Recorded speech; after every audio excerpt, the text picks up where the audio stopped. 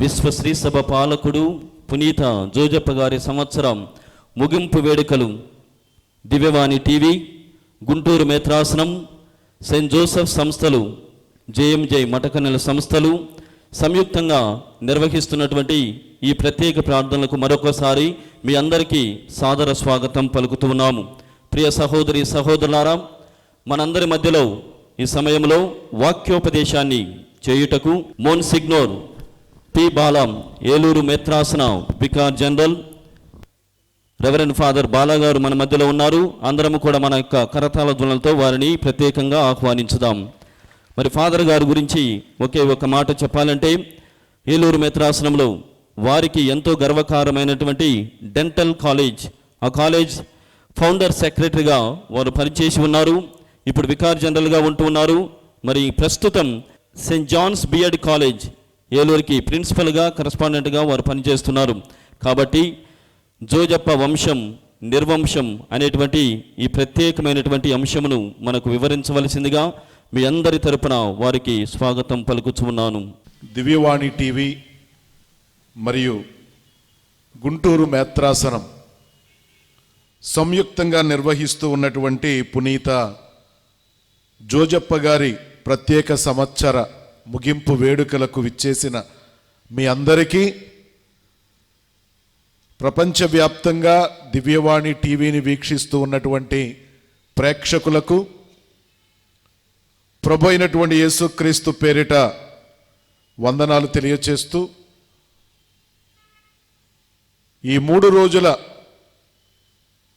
ముగింపు వేడుకలకు మొదటి రోజున నన్ను ఆహ్వానించినటువంటి దివ్యవాణి టీవీ సిఇఓ గారైనటువంటి ఫాదర్ బాలశౌర్ రెడ్డి గారికి ప్రత్యేకంగా కృతజ్ఞతలు తెలియజేస్తూ ఉన్నాను. ఇక్కడ చేరినటువంటి మిమ్మల్ని అందరినీ కూడా అభినందిస్తూ ఉన్నాను. ఎందుకంటే 1870వ సంవత్సరంలో 9వ పయస్ పాపు గారు పునీత జోజప్ప గారిని విశ్వశ్రీ సభకు పాలక పునీతులుగా ప్రకటించిన నేపథ్యంలో 150 సంవత్సరాల జూబిలీ ఉత్సవాలని మనం జరుపుకొని ఈ సంవత్సరాన్ని జోజప్ప గారి పేరిట ప్రత్యేక సంవత్సరంగా కొనియాడుకున్నాం. ఒక సంవత్సర కాలంగా జోజప్ప గారిని గురించి కథోలిక సంఘం యావత్తు ధ్యానం చేసింది. ఈ జోజప్ప గారి యొక్క ప్రత్యేకమైనటువంటి గుణగణాలను కీర్తించింది. జోజప్ప గారిని ఒక తండ్రిగా ఆశ్రయించి, జోజప్ప గారి ప్రార్థనల ద్వారా, ఆయన యొక్క ప్రత్యేకమైనటువంటి కాపుదల ద్వారా ఈనాడు కథోలిక సంఘం ఆధ్యాత్మికమైనటువంటి ఫలాలను పొందింది అని మనం చెప్పవచ్చు. ఈ 3 రోజుల ముగింపు ఉత్సవాలలో మొదటి రోజు అయినటువంటి ఈరోజు, ఈ మొదటి ధ్యానంలో నేను ఎంచుకున్నటువంటి ధ్యానాంశము జోజప్ప గారి వంశము నిర్వంశము. దీనికి సంబంధించి మత్తయి సువార్తలోని మొదటి అధ్యాయాన్ని మీతో కలిసి నేను ధ్యానం చేయాలనుకుంటూ ఉన్నాను. ఈ మొదటి అధ్యాయంలో 25 వచనాలు ఉన్నాయి. ఈ అధ్యాయాన్ని సువార్తాకారుడైనటువంటి మత్తయి 2 భాగాలుగా చేసి, తాను ఎవరి కొరకైతే ఈ సువార్తను వ్రాసి ఉన్నాడో వారి ముందు ఉంచుతూ ఉన్నాడు. మొదటి 17 వచనాలు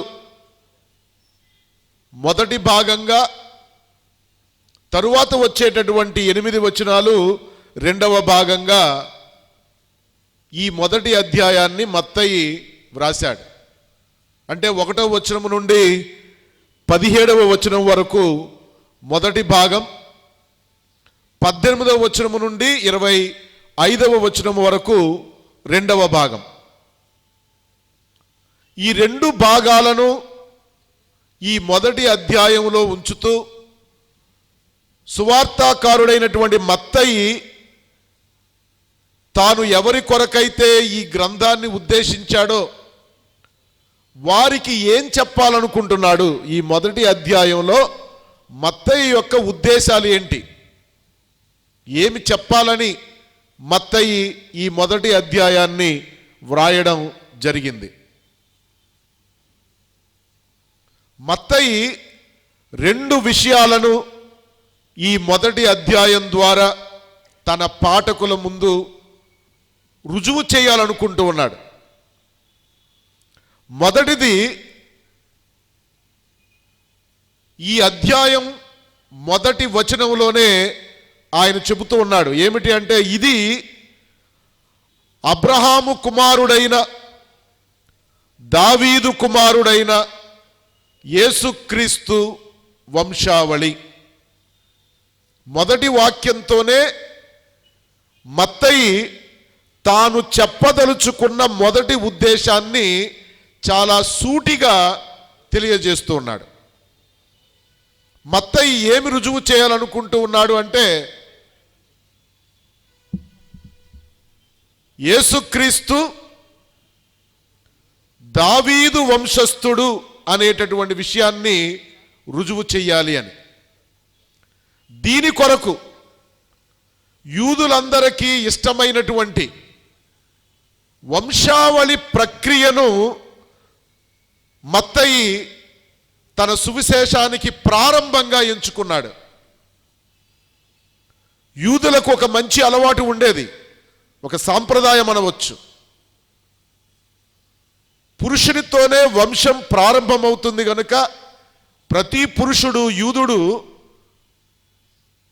తన వంశం ఎప్పటి నుంచి ప్రారంభించబడింది, తన వంశంలో ఉన్నటువంటి పూర్వీకులు ఎవరెవరు అనేటటువంటి విషయాలను, ఈ వంశావళి జాబితాను తయారు చేసుకొని చాలా భద్రంగా ఉంచుకోవడం అనేటటువంటిది వారి సాంప్రదాయం. ఆ సాంప్రదాయాన్నే మత్తయి తీసుకొని తాను యూదుల కొరకు ఈ గ్రంథాన్ని వ్రాస్తూ ఉన్నాడు గనక వారికి ధర్మశాస్త్ర ప్రకారంగా, పరిశుద్ధ గ్రంథం ఆధారంగా యేసుక్రీస్తు దావీదు వంశస్థుడు అనేటటువంటి విషయాన్ని నిరూపించడానికి అబ్రహాము నుండి ఎత్తుకొని 14 తరాలు వెళ్ళి అక్కడ నుంచి మరలా దావీదుతో ప్రారంభించి మరొక 28 తరాల వరకు తీసుకుని వెళ్ళి యేసుక్రీస్తు దావీదు వంశస్థుడు అనేటటువంటి విషయాన్ని రుజువు చేస్తూ ఉన్నాడు. దావీదు వంశములో రక్షకుడు పుట్టాలి అనేటటువంటిది దేవుని యొక్క ప్రణాళిక. దానిని ఈ జాబితా ద్వారా, వంశావళి జాబితా ద్వారా మత్తయి యేసుక్రీస్తు దావీదు వంశస్థులను రుజువు చేస్తూ ఉన్నాడు. అయితే సాంకేతికంగా మాట్లాడితే ఈ వంశావళి ప్రకారంగా దావీదు వంశం యోసేపుతో ఆగిపోతుంది. ఇది మత్తయి యొక్క ఉద్దేశం. యోసేపుకి వంశాంకురం లేడు, యోసేపుతో దావీదు వంశం ఆగిపోయింది, యోసేపు వంశం నిర్వంశం. 15వ వచనాన్ని మనం చూసినట్లయితే ఈ విషయాన్ని చాలా చక్కగా చెబుతూ ఉన్నాడు. వంశావళి జాబితా కొనసాగించబడుతూ ఆఖరి వాక్యం, ఎలియూదునకు ఎలియాజరు, ఎలియాజరునకు మత్తాను, మత్తానునకు యాకోబు జన్మించిరి, యాకోబునకు మరియమ్మ భర్తయగు యోసేపు జన్మించెను. ఆ తరువాత వాక్యం మరియమ్మకు యేసు అనబడు క్రీస్తు జన్మించెను. దీని అర్థం ఏంటంటే యోసేపు వంశం నిర్వంశం. మరియ తల్లికి జన్మించినటువంటి శిశువు యోసేపు ద్వారా సంక్రమించబడినటువంటి శిశువు కాదు. ఈ విషయాన్ని రెండవ భాగంలో మత్తయ్య గారు నిరూపిస్తూ ఉన్నాడు. రెండవ భాగం ప్రారంభ వాక్యం 18వ వచనం, యేసుక్రీస్తు పుట్టిన రీతి ఎట్టిదనా, ఆయన తల్లి అయిన మరియమ్మకు యోసేపుతో వివాహము నిశ్చయమైనది, కానీ వారిరువురు కాపురము చేయకముందే ఆమె పవిత్రాత్మ ప్రభావము వలన గర్భము ధరించినది. పవిత్రాత్మ ప్రభావము వలన గర్భము ధరించినది. మరలా 20వ వచనంలో ఇదే విషయాన్ని మత్తయ్య గారు ఇంకా గట్టిగా చెబుతూ ఉన్నారు. తనతో కాపురము చేయకముందే గర్భవతి అయిన తన భార్య అయినటువంటి మరియమ్మను బహిరంగముగా అవమానింప ఇష్టము లేక రహస్యముగా పరిత్యజించుటకు నిశ్చయించుకున్న యోసేపునకు ప్రభువు దూత కలలో కనిపించి, దావీదు కుమారుడవైన యోసేపు, నీ భార్య అయిన మరియమ్మను స్వీకరించుటకు భయపడవలదు, ఏలయన ఆమె పవిత్రాత్మ ప్రభావము వలన గర్భము ధరించినది.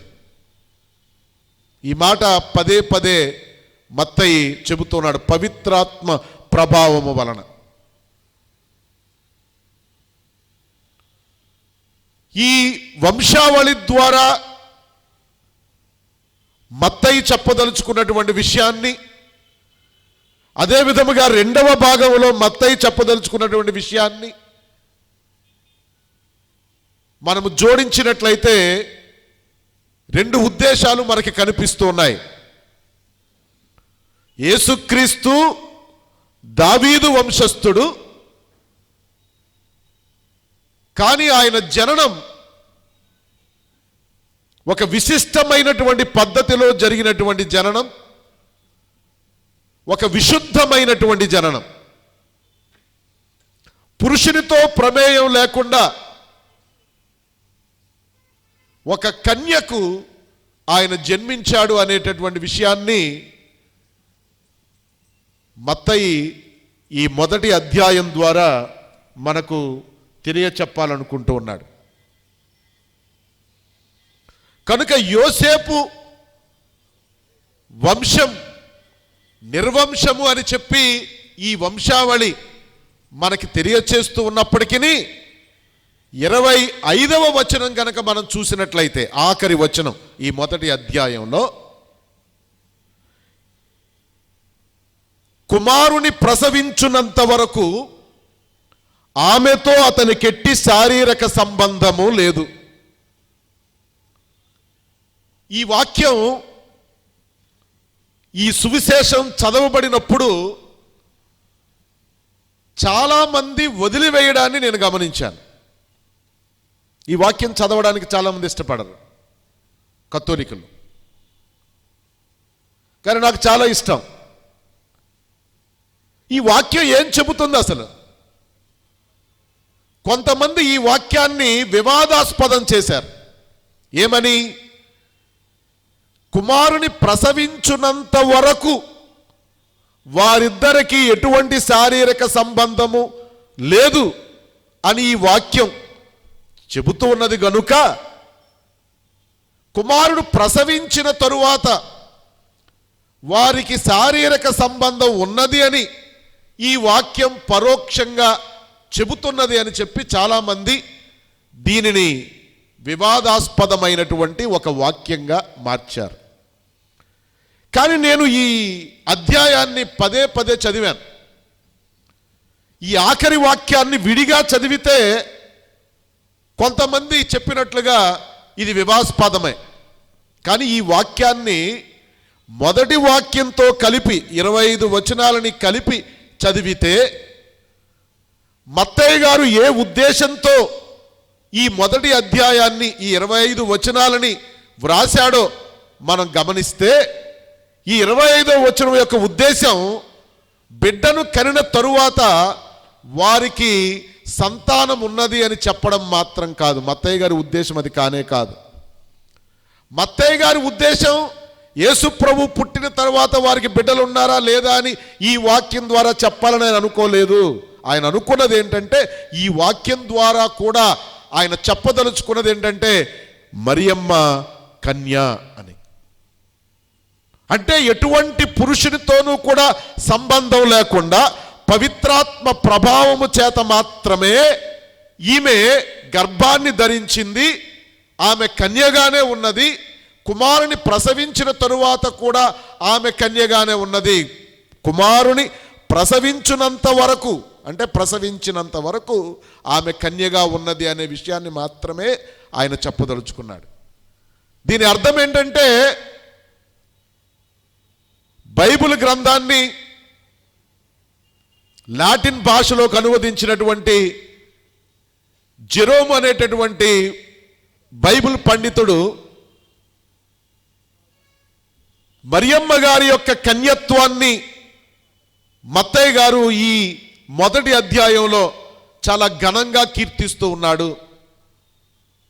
యేసుక్రీస్తు పుట్టడానికి పూర్వము ఆమె కన్యే, పుట్టిన తరువాత కూడా ఆమె కన్యే.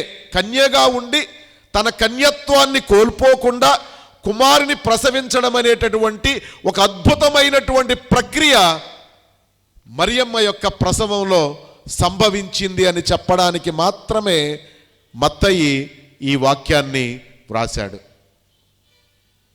ఏ స్త్రీ కూడా కన్యత్వం కలిగి ఉంటే మాతృత్వాన్ని పొందలేదు.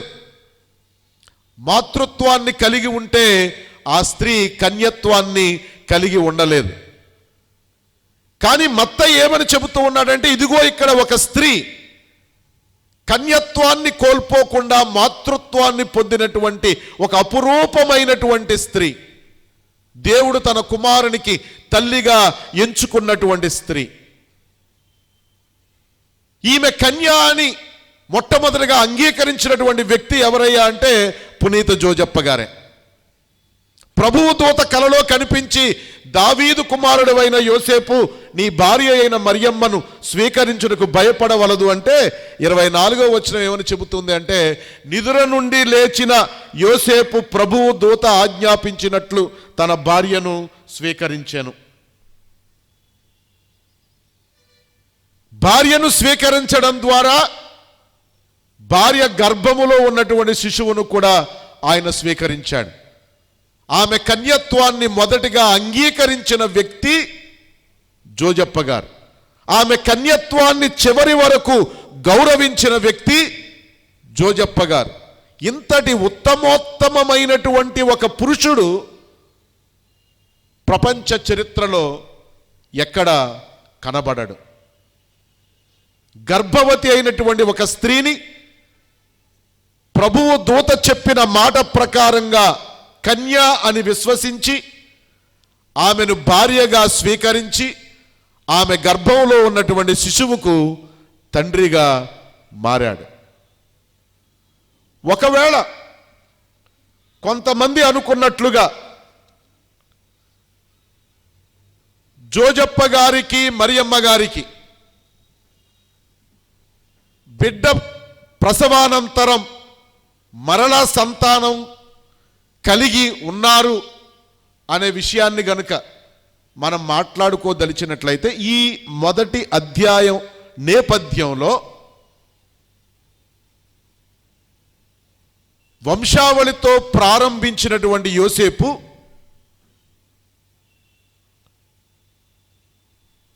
యోసేపు తరువాత దావీదు వంశం ఆగిపోవడం వరకే చెప్పి, ఆ తరువాత కలిగినటువంటి బిడ్డలను గురించి చెప్పకుండా ఉండడు అనేటటువంటిది నా అభిప్రాయం. ఎందుకంటే పాత నిబంధనలో కూడా మనం చూసినట్లయితే వంశావళిని వ్రాయడం అనేటటువంటిది పరిశుద్ధ గ్రంథ రచయితలలో చాలా మంది దగ్గర ఉన్నది. ఈ వంశావళిని అనేక సందర్భాలలో మనం పాత నిబంధనలో చూస్తూ ఉన్నాం. ఆది కాండం నుంచే ఈ ప్రక్రియ ఉన్నది బైబిల్ రచనల్లో. ఎందుకంటే ప్రతి వ్యక్తి యొక్క చరిత్రని, అతడికి కలిగినటువంటి సంతానాన్ని, అతడి యొక్క వంశాన్ని ఎప్పటికప్పుడు పరిశుద్ధ గ్రంథం వ్రాస్తూ ఈ సంప్రదాయాన్ని కొనసాగిస్తూ వచ్చింది. ఆదికాండం 4వ అధ్యాయంలో మనం చూసినట్లయితే మొదటి 2 వచనాలలోనే ఆదాము భార్య ఏవమ్మ గర్భవతి అయి కయీనును కనెను, తరువాత ఆమె కయీను తమ్ముడగు హేబేలును కనెను. అంటే ఎక్కడ అవకాశం లేదా అవసరం కనిపిస్తే అక్కడ అప్పటి వరకు జరిగినటువంటి కథలో, చరిత్రలో ఉన్నటువంటి పురుషుల యొక్క బిడ్డలను గురించి వ్రాయడం అనేటటువంటిది బైబిల్లో ఒక ఆచారం, బైబిల్ రచనలో ఒక ఆచారం.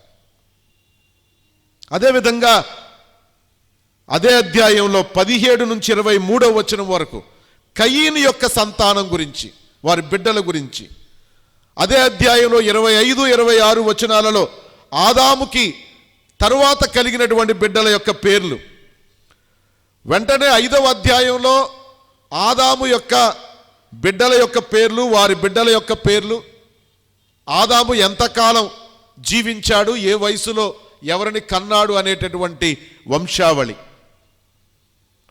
ఆ తరువాత నోవా గురించి కూడా 9వ అధ్యాయం 10వ వచనంలో నోవా చరిత్రను వ్రాస్తూ అతను నీతిమంతుడని, తన కాలములో జీవించిన వారిలో ఉత్తముడని, అతనికి షేము, హాము, యాఫేతు అను 3 కుమారులు ఉన్నారని 5వ అధ్యాయం తెలియజేస్తున్నది.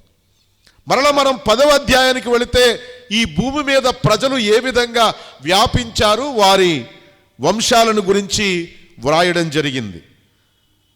10వ అధ్యాయం 32వ వచనంలో వారి వారి వంశముల ప్రకారంగా జాతులు జాతులుగా విడిపోయిన నోవా కుమారులు జలప్రళయము తరువాత వారి వంశములు ప్రత్యేక జాతులుగా ఏర్పడినవి అని చెప్పడం జరుగుతున్నది. మళ్ళీ మనకి 12వ అధ్యాయం నుంచి అబ్రహాము చరిత్ర ప్రారంభమవుతుంది. ఆది కాండంలో అబ్రహాము చరిత్ర ప్రారంభం కావడానికి ముందు 11వ అధ్యాయం చివరి భాగంలో తేరా వంశీయులు, అంటే అబ్రహాము తండ్రి, తేరా వంశీయులు, అబ్రహాము తండ్రి, అబ్రహాము సోదరులు, ఆ సోదరుల యొక్క పిల్లలు, లోతు ఎవరి కుమారుడు, ఈ చిన్న జాబితా, వంశావళి జాబితా అక్కడ ఇవ్వబడిన తరువాత అబ్రహాము చరిత్ర ప్రారంభమవుతూ ఉన్నది. అదేవిధంగా అబ్రహాముకి సారా ద్వారా కలిగినటువంటి బిడ్డలు, సారా చనిపోయిన తరువాత అబ్రహాము వివాహం చేసుకున్నటువంటి స్త్రీ ద్వారా కలిగినటువంటి బిడ్డలను గురించి, ఇవన్నీ ఒకే చోట వ్రాయబడలేదు.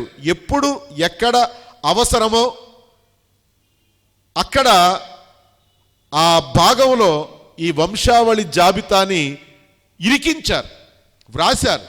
అంటే దానికి వారిచ్చినటువంటి ప్రాముఖ్యత ఎంత గొప్పదో మనకు అర్థమవుతున్నది. పాత నిబంధనలో యోసేపు కథ మనందరికీ తెలుసు. యోసేపు ఫారో రాజుకు వచ్చినటువంటి కలలను గురించి చక్కగా వివరించిన తరువాత ఫరో రాజు అంటూ ఉన్నాడు, నీ వంటి వివేకవంతుడు, ఉపాయజ్ఞుడు ఈ ప్రపంచంలో ఎక్కడైనా కనిపిస్తారా? అందువలన నేను నిన్ను నా రాజ్యానికి సర్వాధికారిగా నియమిస్తూ ఉన్నాను. క్షామకాలంలో, కరువు వచ్చినప్పుడు నీవు చేయవలసిన పనిని నీవు చేసి ఈ దేశ ప్రజలను కాపాడు అని చెప్పిన తర్వాత యోసేపు అదే పనిలో ఉన్నాడని వ్రాస్తూ అకస్మాత్తుగా అక్కడ యోసేపు యొక్క వంశాన్ని గురించి తెలియజేస్తూ ఉన్నాడు. 50, 52 వచనాలలో యోసేపు కుమారులు మనష్షే, ఎఫ్రాయిము అనేటటువంటి విషయాన్ని అక్కడ వ్రాయడం జరుగుతూ ఉన్నది. సంఖ్యాకాండంలో, అదేవిధంగా ఇతర గ్రంథాలలో, ముఖ్యంగా రాజుల దినవృత్తాంతాలలో మొదటి అధ్యాయంలో అలాగే రాజుల గ్రంథాలలో ఎవరి కుమారుడు ఎవరు ఎంతకాలం జీవించారు,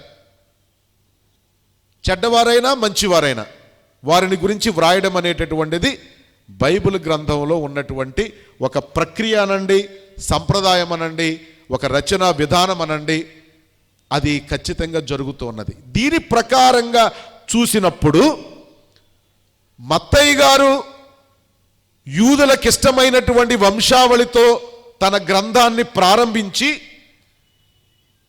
యేసుక్రీస్తు జననం వరకు ఈ తరాలను గురించి వివరించిన తరువాత ఒకవేళ ఈ 25వ వచనానికి మత్తయి గారు వేరే ఉద్దేశం గనక మనసులో ఉన్నట్లయితే ఖచ్చితంగా యోసేపు మరియమ్మల కుమారుల పేర్లు అక్కడ ఇరికించాలి కూడా.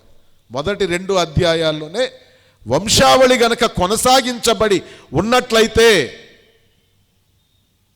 ఖచ్చితంగా అక్కడ మత్తయి గారు ఈ విషయాన్ని వ్రాసి ఉండేవాడు. అలా వ్రాయలేదు అంటే ఈ వంశావళి కొనసాగించబడలేదు. కనుక ఈ వంశావళి ప్రకారంగా మనం చూస్తే కూడా యోసేపు వంశం, జోజప్ప గారి వంశం నిర్వంశము అనేటటువంటి విషయం మనకు అర్థమవుతూ ఉన్నది. రెండవ విషయాన్ని మనం గనక ఒక్కసారి చూసినట్లయితే దేవుడు దావీదుకిచ్చినటువంటి వాగ్దానం ఏంటి?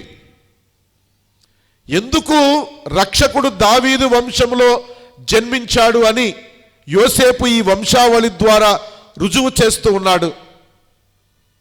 ఎందుకని అంటే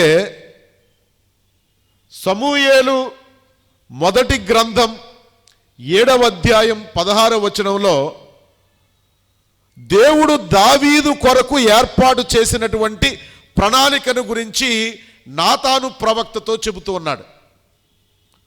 దావీదును గురించి ఆయన చెబుతూ ఉన్నటువంటి మాట ఏంటంటే, నీ కుటుంబము, నీ రాజ్యము కలకాలము నా కనుసన్నల మనును, నీ సింహాసనము నిత్యము నెలకొని ఉండును. ఇది దేవుడు దావీదుకిచ్చినటువంటి వాగ్దానం. దేవుడు దావీదు కొరకు ఏర్పాటు చేసినటువంటి ఒక ప్రణాళిక. 89వ భక్తి కీర్తన గనక మనం చదివినట్లయితే ఆ కీర్తనలో అనేక చోట్ల మనకి ఇదే విషయం కనిపిస్తుంది. దేవుడు దావీదుకి ఇచ్చినటువంటి వాగ్దానం 89వ భక్తి కీర్తన 3-4 వచనాలలో చెప్పబడిన మాటలు, నేను ఎన్నుకొనిన అతనితో నేను నిబంధనము చేసుకొంటిని, నా సేవకుడైన దావీదునకు నేను మాట ఇచ్చి తిని, నీ వంశజులు కలకాలము పరిపాలనము చేయుదురు, నేను నీ సింహాసనమును శాశ్వతముగా నిలుపుదును అని నేను అతనితో పలికి తిని. అలాగే 29వ వచనం, అతని సింహాసనము ఆకాశము వలె శాశ్వతముగా ఉండును, అతని సంతతి ఎల్లకాలము పరిపాలనము చేయును. మరలా 36వ వచనం, అతని వంశజులు కలకాలము కొనసాగుదురు, అతని సింహాసనము సూర్యుడు ఉన్నంత కాలము ఉండును. ఇంకా చాలా చోట్ల అదే కీర్తనలో మనకి ఇవే మాటలు కనిపిస్తాయి. దీని అర్థం ఏంటి? దేవుడు దావీదుకి ఇచ్చిన వాగ్దానం ఏంటి? 2 వాగ్దానాలు. మొదటిది, దావీదుకి దేవుడు వాగ్దానం చేస్తూ ఉన్నాడు, ఏకవంశ పాలన, నీ వంశమే నీ సింహాసనం మీద ఉంటుంది. మనం చరిత్ర పుస్తకాలు చదివినట్లయితే ఏ దేశ చరిత్ర చూసినా, ఏ రాజుల యొక్క చరిత్ర చూసినా, ఏ సింహాసనము మీద ఒకే వంశము ఎల్లకాలము పరిపాలన చేయలేదు. కొంతకాలమైన తరువాత ఆ వంశం నిర్వీర్యం అవ్వడమో, నిర్వంశం అవ్వడమో, లేక శత్రువుల చేతుల్లో ఓడిపోయి మరొక కొత్త వంశం ఆ సింహాసనం మీదకి రావడమో మనం చూస్తూ ఉన్నాం. మన దేశ చరిత్ర చూసిన, ఇతర దేశాల చరిత్ర చూసిన ఏకవంశ పాలన. ఇశ్రాయేలు సామ్రాజ్యం 2గా విడిపోయినప్పుడు ఒకవైపు యూదా, ఇంకొక వైపు ఇశ్రాయేలు సామ్రాజ్యాలు ఉంటే, ఇశ్రాయేలును పరిపాలిస్తున్నటువంటి రాజులు ఎల్లకాలము ఒకే వంశానికి చెందిన వారు లేరు. కానీ దావీదు మాత్రము ఆ సింహాసనం మీద దేవుడిచ్చిన వాగ్దానం ప్రకారంగా తన వంశీయులు మాత్రమే ఉండేలాగా 14 తరాలు దావీదు నుంచి బబిలోనియా ప్రవాసం వరకు 14 తరాల రాజులు ఈ సింహాసనం మీద ఏకపక్షంగా ఏకవంశంగా వాళ్ళు పరిపాలన చేశారు. ఆ తరువాత కూడా ఈ వంశం నిర్వంశం అవ్వలేదు. వారి వంశం కొనసాగుతూ యోసేపు వరకు వచ్చింది అని వంశావళి ద్వారా మత్తయ్య గారు నిరూపిస్తూ ఉన్నారు. ఈ విషయం ద్వారా ఒక ఏకవంశ పాలన అనేటటువంటి వాగ్దానాన్ని దావీదు పొంది చాలా సంతోషపడ్డాడు. అయితే దేవుడు అంతటితో ఆగిపోలేదు. ఏకవంశ పాలన మాత్రమే కాదు, మరొక వాగ్దానం నిత్య పాలన. అంటే నీ వంశం వారు నిత్యము పరిపాలిస్తారు. ఇది ఎలా సాధ్యం? ఎక్కడో ఒక చోట ఈ వంశం మానవ మాతృలే ఈ వంశంలో ఉన్నారు కాబట్టి ఆగిపోయే అవకాశం ఉన్నది. నిత్య పాలన, ఏకవంశ నిత్య పాలన అనేటటువంటి వాగ్దానాన్ని దేవుడు ఏ విధంగా నెరవేర్చాడో మత్తయి మనకు చక్కగా వివరిస్తూ ఉన్నాడు. ఏ విధంగా అంటే, నిత్య పాలన అందించాలంటే నిత్యుడైనటువంటి వాడే సింహాసనం మీద ఉండాలి. నిత్యుడైనటువంటి వాడు ఎవడు అంటే దేవుడు మాత్రమే. అందువలన దేవుడు ఈ లోకంలో మానవ జాతిని రక్షించడానికి మానవుడిగా జన్మించాలి అని అనుకున్నప్పుడు దానితో పాటుగా తాను దావీదుకి ఇచ్చినటువంటి వాగ్దానాన్ని కూడా నెరవేర్చడానికి దేవుడు ఈ లోకంలో మానవుడిగా దావీదు వంశంలో జన్మించాలనుకున్నాడు. తద్వారా నిత్యుడైనటువంటి యేసుక్రీస్తు, దైవమైనటువంటి యేసుక్రీస్తే రాజుగా దావీదు వంశములో జన్మించి దావీదు సింహాసనాన్ని నిత్యము పరిపాలించేటటువంటి ఒక గొప్ప ఏర్పాటుని దేవుడు చేసి తన వాగ్దానం ఎన్ని తరాలైనా సరే, ఎన్ని వందల సంవత్సరాలైనా సరే తప్పక నెరవేరుతుంది అని దేవుడు నిరూపించాడు. తద్వారా యేసుక్రీస్తు యొక్క జననం ఈ దావీదు వంశంలోనే జరిగి ఉండాలి. యేసుక్రీస్తు దావీదు వంశస్థుడు అవ్వాలి. దీనికి మత్తయ్య గారు చేసినటువంటి మరొక కార్యం ఏంటంటే, యోసేపుతో ఈ వంశం ఆగిపోయినప్పటికీ తన భార్య అయిన మరియమ్మకు పవిత్రాత్మ ప్రభావం వలన జన్మించినటువంటి యేసుక్రీస్తుని తన కుమారుడిగా ఆయన స్వీకరించడం ద్వారా ఆ కుమారుడి బాధ్యతను ఒక తండ్రిగా తాను స్వీకరించడం ద్వారా కుమారుడికి సున్నతి చేసి యేసు అను నామకరణం చేయడం ద్వారా యేసు అనేటటువంటి ఈ బాలుణ్ణి దావీదు వంశంలోనికి జోజప్ప గారే చేర్చారు. జోజప్ప గారి ద్వారానే యేసుక్రీస్తు ఈ దావీదు వంశములోనికి ప్రవేశించాడు. మరియమ్మ గారి యొక్క వంశం కూడా దావీదు వంశానికి సంబంధించిందే అయినప్పటికీ పురుషుని ద్వారా ఇది జరగవలసి ఉన్నది గనుక జోజప్ప గారి ద్వారా యేసుక్రీస్తు దావీదు వంశములోనికి చేర్చబడ్డాడు. ఇప్పటి వరకు నిర్వంశమైనటువంటి యోసేపు వంశం ఇప్పుడు మరలా కొనసాగించబడుతున్నది. నిర్వంశమైనటువంటి యోసేపు వంశాన్ని దేవుడు నిత్య వంశంగా మార్చాడు. ఏనాడైతే దూత చెప్పినటువంటి మాటను శిరసా వహించి గర్భవతి అయినటువంటి తన భార్యను స్వీకరించాడో ఆ క్షణమే యోసేపుకు తెలుసు తన వంశం నిర్వంశమని. ఆ విధంగానే ఆయన దానిని అంగీకరించాడు. ఏ పురుషుడు తన వంశం అంతమవుతుంది అంటే అంగీకరించాడు. కానీ యోసేపు చేసినటువంటి త్యాగం చాలా గొప్పది. పునీత 6వ పౌలు పాపు గారు అంటూ ఉన్నారు, యోసేపు గొప్ప త్యాగధనుడు. తన యొక్క జీవితాన్ని త్యాగం చేశాడు. కన్య అయిన తన భార్య యొక్క కన్యత్వాన్ని కాపాడడానికి ఆయన కూడా విరక్తుడై విరక్తత్వానికే ఒక గొప్ప అర్థాన్ని ఆయన తెలియచేశాడు అని చెప్పి జోజప్ప గారిని ఆయన కీర్తించాడు. కనుక ఈ దావీదు వంశం మీద ఉండవలసినటువంటి ఆఖరి వారసుడు ఎవరు అంటే యేసుక్రీస్తే. అందువలన యోసేపుకి వారసులు ఉండకూడదు, యేసుక్రీస్తుకి వారసులు ఉండకూడదు. కుమారులు కానీ సోదరులు కానీ ఆయనకు ఉండడానికి వీల్లేదు. ఎవరూ కూడా ఈ వంశానికి, ఈ సింహాసనానికి దేవుని వాగ్దానం ప్రకారంగా వారసులై ఉండడానికి వీల్లేదు. యేసుక్రీస్తే వారసుడు.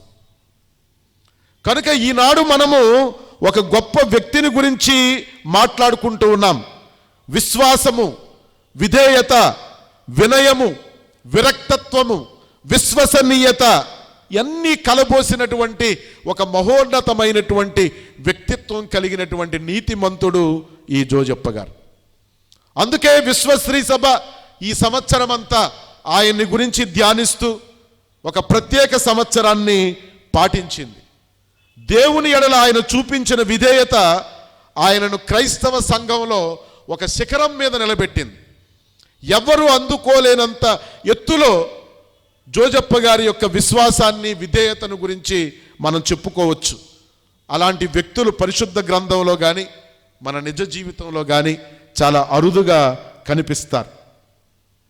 అలాంటి ఒక ఉత్తమోత్తమైనటువంటి త్యాగధనుణ్ణి, ఉదాత్తమైనటువంటి పురుషుణ్ణి దేవుడు ఎన్నుకొని తన కుమారుడైనటువంటి యేసుక్రీస్తుకి తండ్రిగా, ఆ బిడ్డకు తల్లిగా ఎంచుకున్నటువంటి మరియమ్మ గారికి భర్తగా ఉండటానికి, తన కుటుంబానికి యజమానిగా ఉండటానికి దేవుడు ఎన్నుకున్నటువంటి వ్యక్తి జోజప్ప గారు. ఈనాడు మనం జోజప్ప గారిని గురించి మాట్లాడుకుంటూ నేర్చుకోవలసింది ఏంటి? జోజప్ప గారిలో ఉన్నటువంటి విశ్వాసం, జోజప్ప గారిలో ఉన్నటువంటి విధేయత, జోజప్ప గారిలో ఉన్నటువంటి విశ్వసనీయత, జోజప్ప గారిలో స్త్రీలను గౌరవించేటటువంటి ఒక గొప్ప గుణం, తన భార్యను బహిరంగముగా అవమానింప ఇష్టము లేక, ఎంత చక్కటి మాట! స్త్రీలను గౌరవించే విధానం యోసేపు గారి నుండి మనం అందరం నేర్చుకోవచ్చు. యోసేపు గారు ఒక మంచి భర్త అని, యోసేపు గారు ఒక మంచి తండ్రి అని ఆయన జీవితం మనకి తెలియచేస్తున్నది. ఇక్కడ ఉన్నటువంటి స్త్రీలు, పురుషులు యోసేపు గారిని ప్రార్థించేటప్పుడు స్త్రీలు యోసేపు గారిలాగా నా భర్తను మార్చమని యోసేపు గారిని ప్రార్థించాలి. ప్రతి పురుషుడు జోజప్ప గారిని ప్రార్థించేటప్పుడు నీలాగా నేను కూడా ఒక మంచి తండ్రిగా, మంచి భర్తగా ఉండేటట్లు నన్ను దీవించు అని జోజప్ప గారిని వేడుకోవాలి. ఆయనలాగా కుటుంబాన్ని పోషించే నేర్పరితనం, కుటుంబాన్ని ఆపదల నుంచి, ప్రమాదాల నుంచి కాపాడే ధైర్య సాహసాలు, బిడ్డలను సన్మార్గంలో నడిపించడానికి కావలసినటువంటి ఆ దైవ భక్తి, ఇవన్నీ కూడా మనం జోజప్ప గారి నుంచి నేర్చుకోదగినటువంటి అంశాలు. అందువలన ఈనాడు ఈ జోజప్ప గారి ప్రత్యేక సంవత్సర ముగింపు వేడుకల్లో పాల్గొంటూ ఉన్నటువంటి మనము, జోజప్ప గారి ప్రత్యేక సంవత్సరం ముగుస్తుంది, కానీ జోజప్ప గారి పట్ల మన భక్తి ముగియదు. అందువలన జోజప్ప గారి పట్ల మన యొక్క భక్తిని ఇంకా పెంచుకోవడానికి ప్రయత్నం చేద్దాం.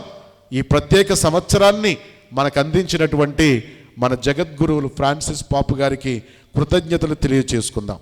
ఈరోజు మనకి వాక్యోపదేశం అందించిన మోన్సిగ్నోర్ పి బాలా గారు, ఏలూరు మెత్రాసనం, వీరు వికర్ జనరల్గా పనిచేస్తూ ఉన్నారు.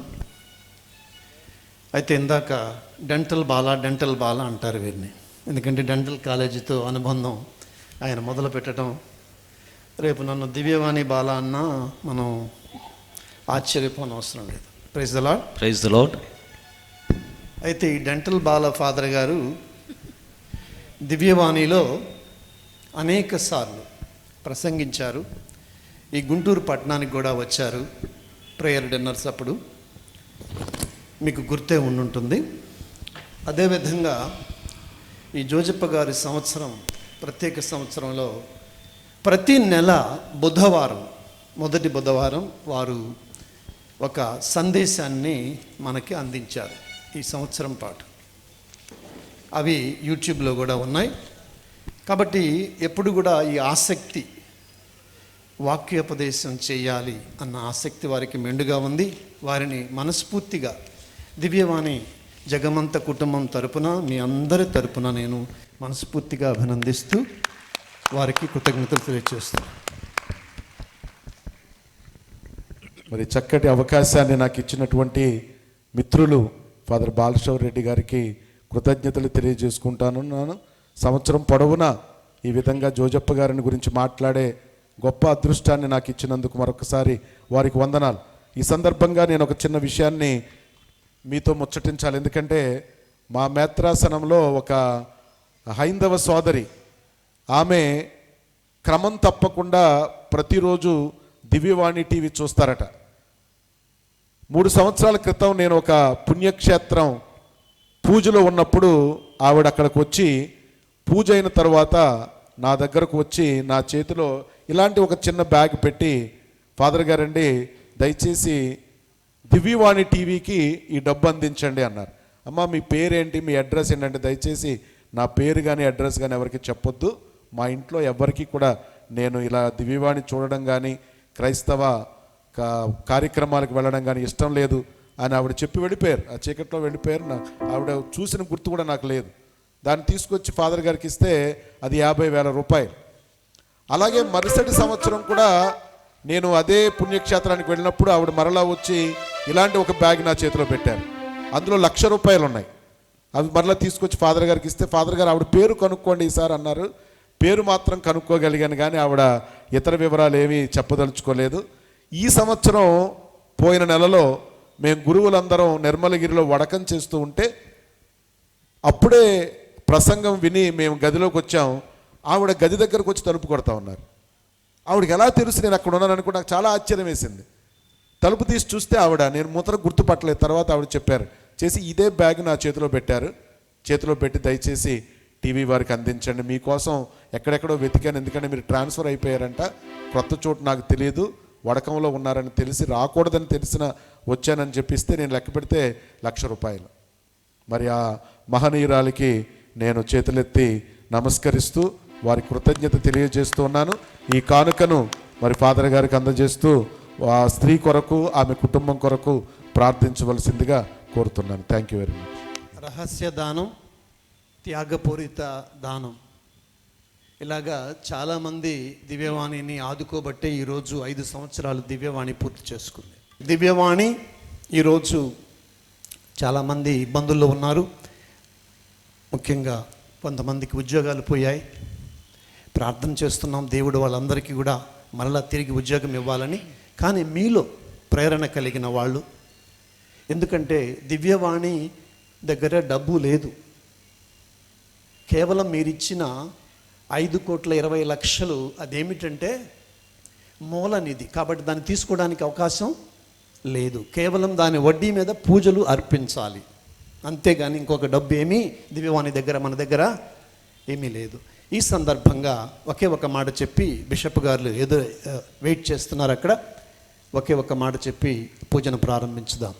ఈ సందర్భంగా మరి ఇక్కడ ఈ దివ్యవాణి ఈ ముగింపు సంవత్సర వేడుకలని చేద్దామని తలంచినప్పుడు bishop of Guntur, vice chairman of Divyavani వారిని అడిగినప్పుడు వెంటనే రండి ఇక్కడ పెట్టండి, మా వంతు మేము చేస్తామని ముందుకు వచ్చారు బిషప్ భాగ్య గారు. వారికి మీ అందరి తరపున నా హృదయపూర్వక ధన్యవాదాలు.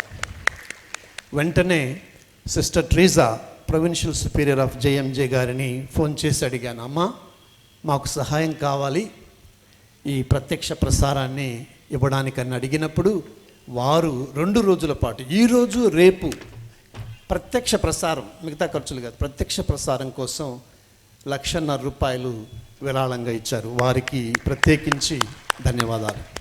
4 విద్యా సంస్థలు ఇచ్చారు.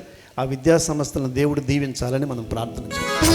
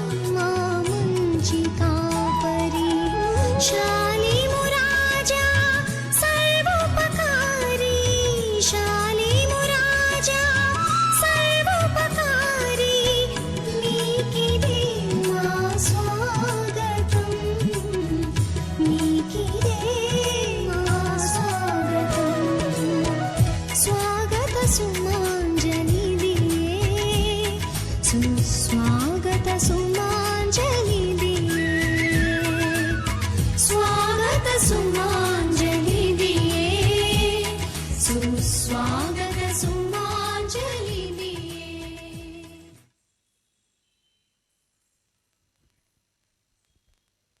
దేవుడు ఆశీర్వదించి తన శక్తి మహిమల చేత నింపి వారిని వీక్షించి వారి ప్రార్థనా సహాయం కోరు వారందరికీ దేవుడు తన యొక్క అపారమైనటువంటి దీవెనను ప్రసాదించాలని ప్రార్థించుకుందాం.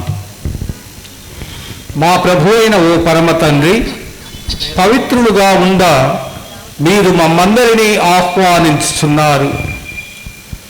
కార్మికులైనటువంటి పునీత జోజప్ప గారి ప్రార్థన మాతృకల సహాయమున మేము మిమ్ము హృదయపూర్వకంగా ప్రేమించినట్లు, విశ్వాస పాత్రులముగా సేవించినట్లును అనుగ్రహించండి. వారి యొక్క ఈ రూపమును ఆశీర్వదించి ఇవి మీ ఎడల ఇతనికి కల ప్రేమ అనురాగములను మాకు స్ఫురింపచేయునుగాక. మా ప్రభు అయిన క్రీస్తు ద్వారా ఈ మనవి చేయుచున్నాము. ఆమేన్. ప్రియమైనటువంటి సహోదరి సహోదరులారా, మహాఘనత వహించినటువంటి పీఠాధిపతులు ఇప్పుడు జోజప్ప గారి స్వరూపమునకు పూలమాలని ధూపమును తీర్థ ప్రోక్షణ చేస్తుండగా ప్రవేశ గీతం ఆలపించబడుతూ ఉంది.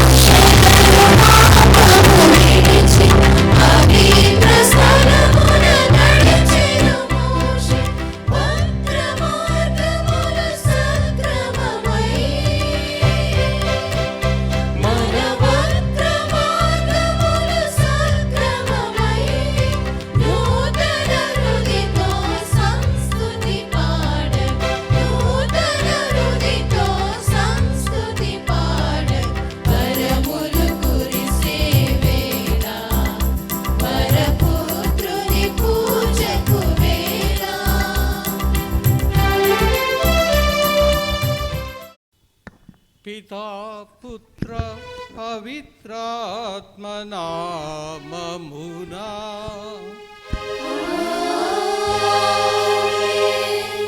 మన ప్రభువైన యేసుక్రీస్తు కృప, సర్వేశ్వరుని ప్రేమ, పవిత్రాత్మ సహవాసము మీ అందరితో ఉండునుగాక. మీ ఆత్మతోను ఉండునుగాక. క్రీస్తు ప్రభునందు ప్రియమైన సహోదరి సహోదరులారా, ఇప్పుడు మన ఆలోచనలన్నీ కూడా ఒమిక్రోన్ కొత్త వైరస్ పై ఉన్నాయి. నిజమే, సహజంగానే విచక్షణతో మనం అందుకు తగినటువంటి జాగ్రత్తలు అన్నీ కూడా తీసుకోవాలి, జాగ్రత్త వహించాలి. కానీ ఇదే సందర్భంలో మనం ఎప్పుడు గుర్తుంచుకోవాలి, ఒమిక్రోనే కాదు, ఓమ్నిపొటెంట్ అంటే సర్వశక్తిమంతమైన దేవుని సన్నిధిలో ఓమ్ని కోషియంట్ అంటే సర్వము తెలిసి ఉన్నటువంటి దేవుని యొక్క నామమున, అలాగే ఓమ్ని ప్రజెంట్ మరి సర్వత్రా అన్ని చోట్ల కూడా వ్యాపించి ఉన్నటువంటి మరి విశ్వకర్త అయిన దేవుని సన్నిధిలో మనం ఎప్పుడు ఉంటున్నాం. ఆయన యందు మన విశ్వాసం, ఆయన ఆలన పాలన మనకు ఎల్లప్పుడూ ఉంటుందన్నటువంటి విశ్వాసం, నమ్మిక కూడా మనకు ఉండాలి. మనం సాధారణంగా మార్చి 19వ తారీఖున పునీత జోజప్ప గారి పండుగను జరుపుకుంటాం. అంతేకాకుండా ప్రత్యేకమైన విధంగా మే 1వ తారీఖున కార్మికులైనటువంటి పునీత జోజప్ప గారి పండుగను మనం జరుపుకుంటూ ఉంటాం.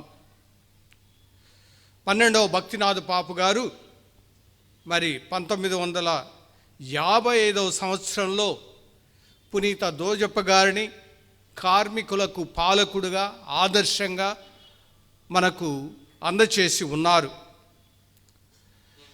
అదేదో కేవలం అప్పటికే అమల్లో ఉన్నటువంటి మే డే అంటే కార్మికుల దినానికి ప్రత్యామ్నాయంగా ఏర్పరిచినదే అని మనం అనుకోకూడదు.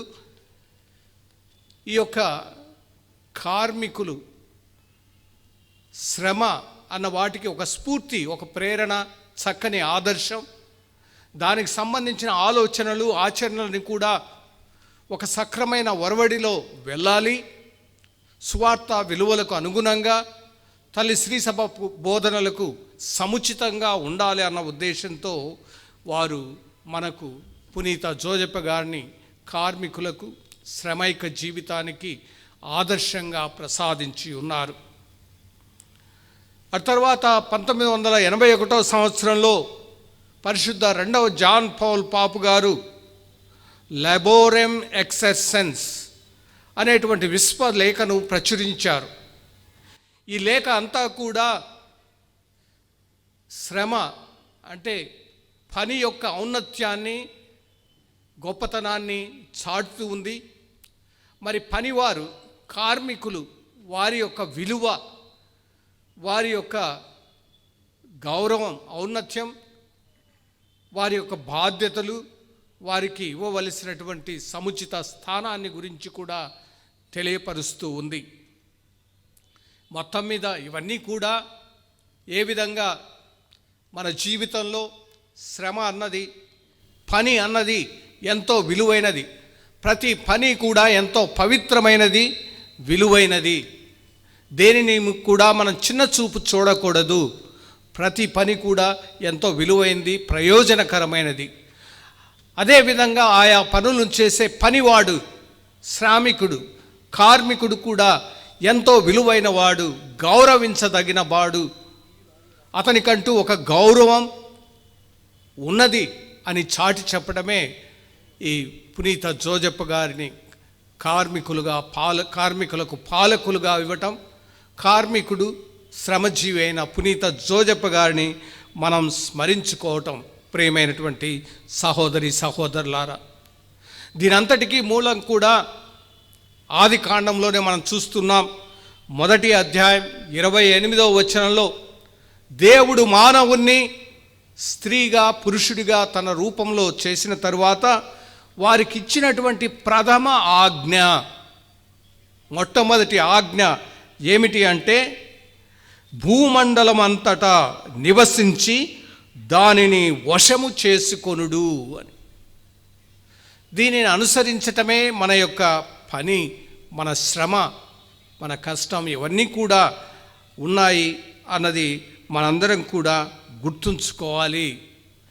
దేవుడే మొదటి కార్మికుడు. తన చేతులకు పని చెప్పి మట్టిని తీసుకొని మనిషిని తన రూపంలో చేసినటువంటి తొలి కార్మికుడు అన్న విషయాన్ని మనం గుర్తుంచుకోవాలి. అలా మట్టి పనితో ప్రారంభించిన ప్రభువు ఒక వైద్యశాలను కూడా తానే స్థాపించాడు. ఆదాముకు గాఢమైన నిద్రను కలిగించి ఆయన ప్రక్క నుండి ఎముకను తీసి స్త్రీని సృష్టించాడు. తొలి వైద్యశాల, తొలి శస్త్రచికిత్స ప్రభువే నిర్వహించి ఉన్నాడు.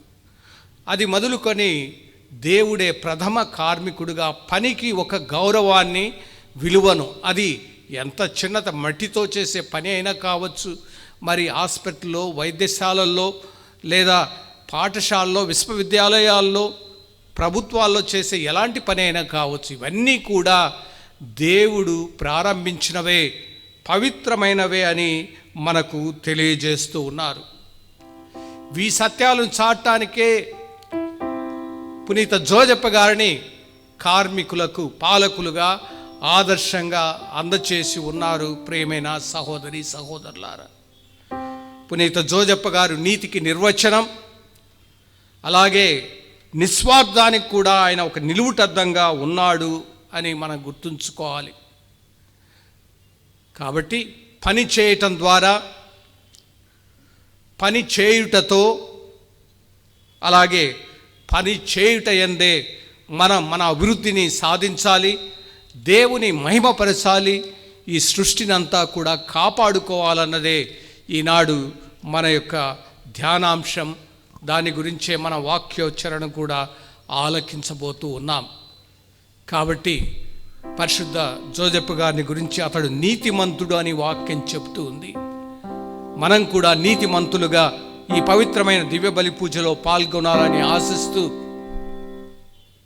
మనలను అయోగ్యులుగా చేసేటువంటి, నీతి మాలిన వాళ్ళుగా చేసేటువంటి ఆలోచనల నుండి, పనుల నుండి దేవుడు మనలను కాపాడాలని, మనం చేసిన తప్పిదాలను, పాపాలను శుద్ధి చేయాలని చెప్పి ప్రార్థించుకుందాం. అందరం చేతులు జోడించి, కళ్ళు మూసుకొని, శిరం వంచి, నీతిమంతుడు అన్నదానికి నిర్వచనంగా ఉన్నటువంటి మొదటి కీర్తన ఆధారంగా చేసుకొని మనం పశ్చాత్తాపాన్ని క్రమాన్ని నిర్వహించుకుందాం. దుష్టుల సలహాలు పాటింపని వాడు ధన్యుడు అని వాక్యం చెబుతుంది. కానీ దుష్టుడు అనగా మొదటిగా సాతాను. ఆ సాతాను మనలో వివిధ రూపాల్లో, నా ద్వారా, నీ ద్వారా, ఇతరుల ద్వారా మనల్ని ప్రేరేపించినప్పుడు, శోధించినప్పుడు ఆ దుష్ట సాతాను మాటలు మనం విన్నామా అని ఆలోచించుకుందాం. పునీత జోజప్ప గారిని కూడా సాతాను శోధించింది. కానీ పునీత జోజప్ప గారు దేవుని యొక్క దూత మాటలను విన్నాడు. మనం కూడా మన జీవితంలో దుష్ట సాతాను మాటలను ఆలకించినందుకు పశ్చాత్తాపడుతూ దేవుని క్షమాపణ వేడుకుందాం. ప్రభువా దయచూపండి, ప్రభువా దయచూపండి. పాపుల మార్గమున నడవని వాడు ధన్యుడు, నీతిమంతుడు. మనం ఎలాంటి సహవాసాలు, స్నేహాలు చేస్తూ ఉన్నాం, ఎలాంటి వారిని ఆశ్రయిస్తూ ఉన్నాం. అలాంటి సహవాసాలకు దూరంగా కాకుండా వారితోనే కలిసి ప్రయాణం చేస్తున్నందుకు, కీడును మంచి ద్వారా జయించకపోయినందుకు పశ్చాత్తాపడుతూ దేవుని క్షమాపణ వేడుకొందాం. క్రీస్తువా దయచూపండి, క్రీస్తువా దయచూపండి. అపహాసకులు కూర్చుండు చోట కూర్చుండని నరుడు ధన్యుడు. గాసిపింగ్, ఇతరులను గురించి చెడుగా మాట్లాడటం, అనవసర విషయాలను గురించి సంభాషించటం, ఇలాంటి వాటిలో మనం గడిపినందుకు, వారి సహవాసంలో, వారి యొక్క సలహాల్లో, సంభాషణలో పాల్గొన్నందుకు పశ్చాత్తాపడుతూ దేవుని క్షమాపణ వేడుకుందాం. ప్రభువా దయచూపండి, ప్రభువా దయచూపండి. సర్వశక్తి గల సర్వేశ్వరుడు మనందరికీ దయచూపి, మనం ప్రభు ధర్మశాస్త్రమునందు ఆనందంతో చదువుచు, రేయంబవులు దానిని ధ్యానించుచు ధన్యులు మగునట్లు చేయుదురుగాక. ఆమేన్. మహోన్నత గీతాన్ని ఆలాపిస్తూ దేవుని స్తుతించి ఘనపరిచి మహిమపరుద్దాం.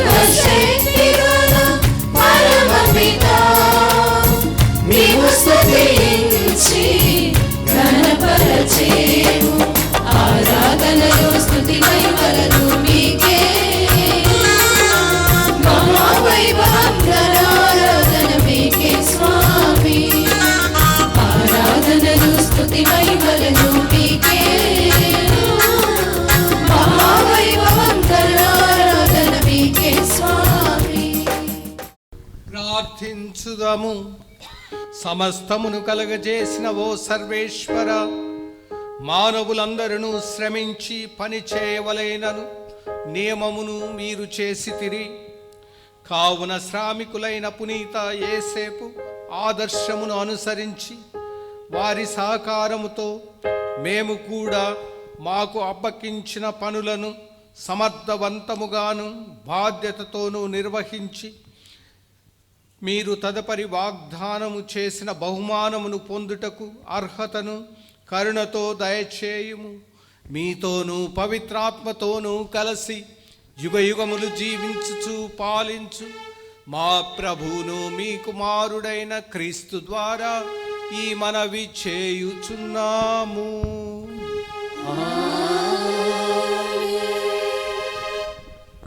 అపోస్తల చర్యలు 5వ అధ్యాయము 27వ వచనము నుండి 32వ వచనము వరకు మరియు 40వ వచనము నుండి 41వ వచనం వరకు. మొదటి పట్టణము అపోస్తల చర్యలు 5వ అధ్యాయము 27వ వచనము నుండి 32వ వచనం వరకు మరియు 40వ వచనము నుండి 41వ వచనం వరకు. వారు అపోస్తులను లోనికి తీసుకొని వచ్చి విచారణ సభ ఎదుట నిలువబెట్టిరి. తరువాత ప్రధాన యాజకుడు, మీరు యేసు పేరిట బోధింపరాదని మేము ఖండితముగా ఆజ్ఞాపించితిమి. అయినను మీరు యెరూషలేమునందంతటను మీ బోధనలను వ్యాపింపచేసితిరి. యేసు రక్తపాతమునకు మమ్ములను బాధ్యులను చేయుట మీ ఉద్దేశమేమిటని వారితో పలికెను. అందుకు పేతురు తదితర అపోస్తలులు వారితో, మేము మనుషులకు కాక దేవునికి విధేయులము కావలెను. మీరు యేసును మ్రానుపై వేలాడదీసి చంపితిరి. అయినను మన పితరుల దేవుడు ఆయనను మృతుల నుండి లేపెను. ఇశ్రాయేలు ప్రజలకు పశ్చాత్తాపపడు అవకాశమును కల్పించుటకును వారి పాపములు క్షమింపబడుటకును దేవుడు ఆయనను వారికి నాయకునిగా రక్షకునిగా చేసి తన కుడి ప్రక్కన కూర్చుండబెట్టుకొనెను. దేవుడు తన పట్ల విధేయత చూపు వారికి అనుగ్రహించిన పవిత్రాత్మను మేమును ఈ జరిగిన సంఘటనలకు సాక్షులము అని బదులు పలికిరి. పిమ్మట వారు అపోస్తులను లోనికి పిలిపించి కొరడాతో కొట్టించి మరలా యేసు పేరిట బోధింపరాదని ఆజ్ఞాపించి వదిలివేసిరి. యేసు నామము కొరకు అవమానములు పొంద యోగ్యులమైతిమి అని వారు సంతోషముతో ఆ విచారణ సభ నుండి వెడలిపోయిరి. ఇది ఏలిన వారి వాక్కు. సర్వేశ్వరునికి వందనములు.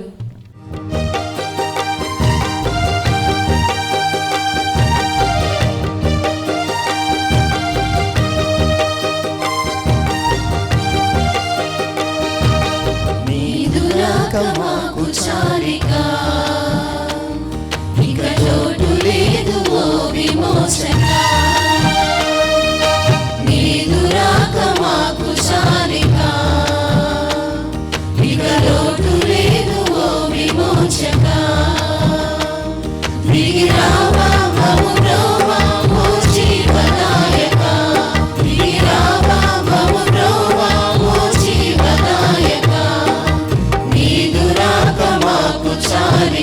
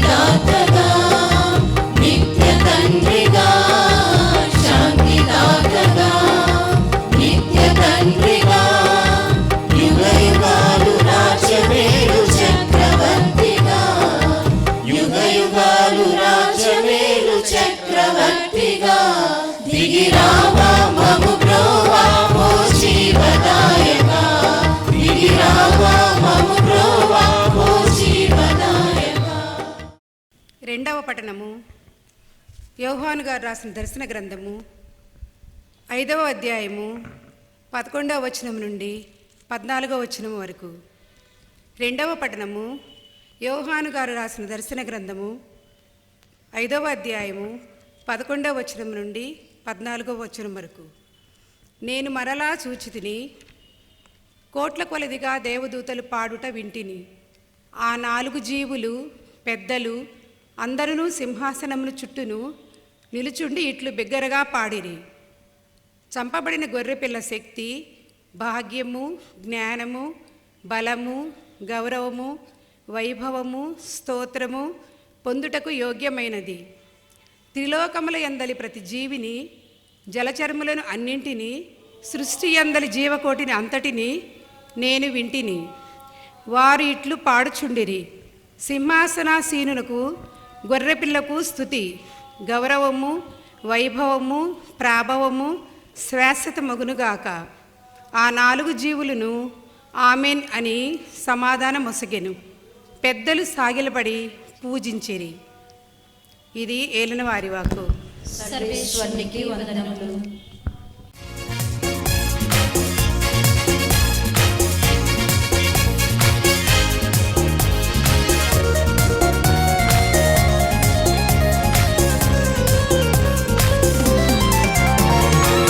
వాక్యమనిగా నాకెంతో ప్రీతికరము, నీ నామమనిగా నాలోన వెదిరే సుస్వరము.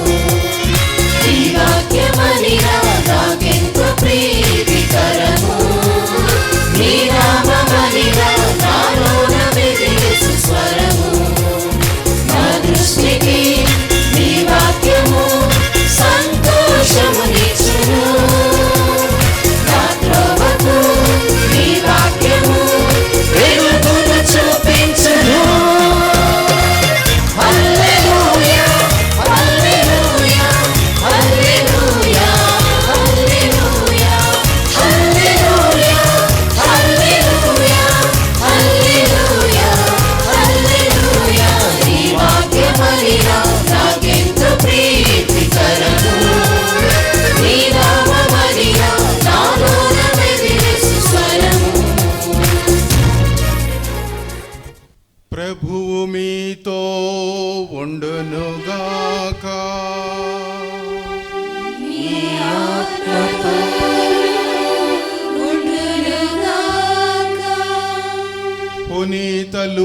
పునీత మత్తయ్య గారు రాసిన పవిత్ర సువిశేషములోని భాగము. ప్రభువా మీకు మహిమ కలుగునుగాక.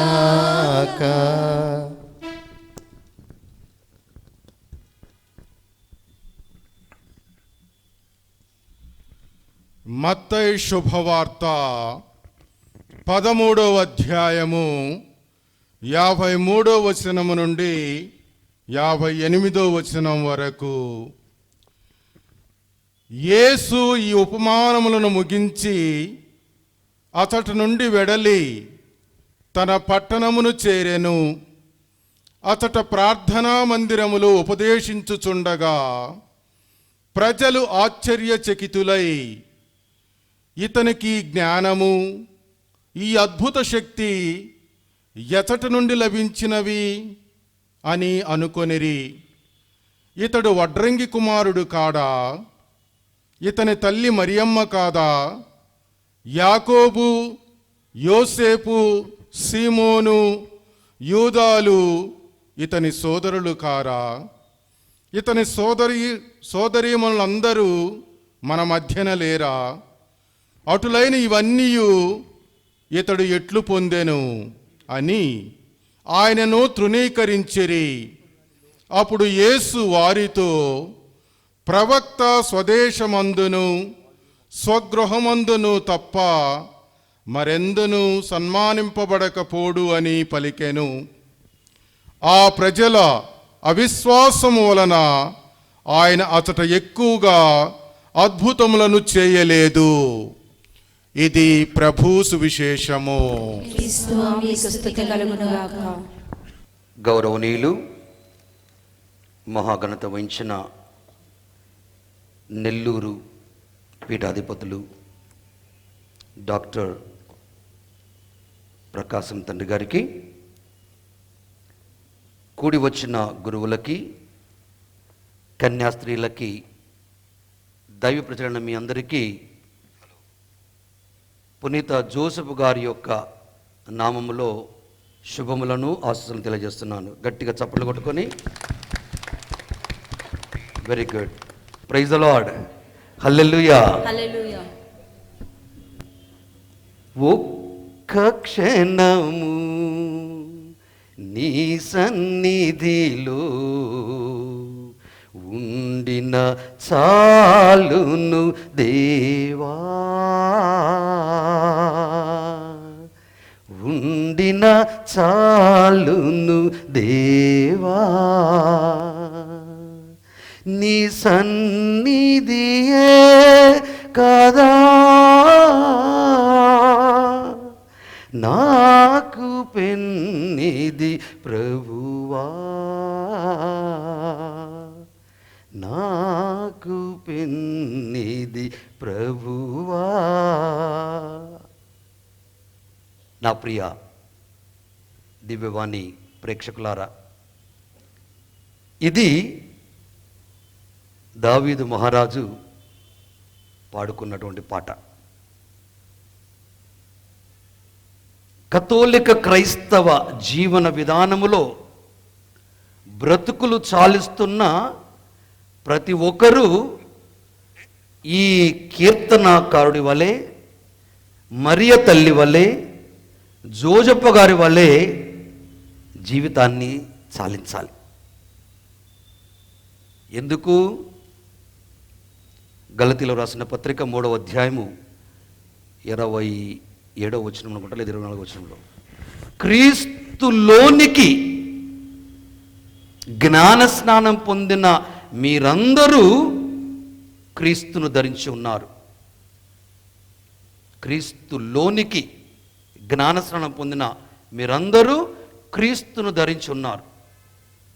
ఆ క్రీస్తును ధరించడం వంటి వ్యక్తులు ఎలా ఉండాలంటే క్రీస్తు లక్షణాలని వంట పట్టించుకోవాలి, ఆకలింపు చేసుకోవాలా, ధ్యానించాలా, ధ్యానపూర్వకంగా వెలువడినటువంటి ఆ గొప్పనటువంటి శక్తిచే సాక్ష్యం ఇస్తూ ఉండాలా.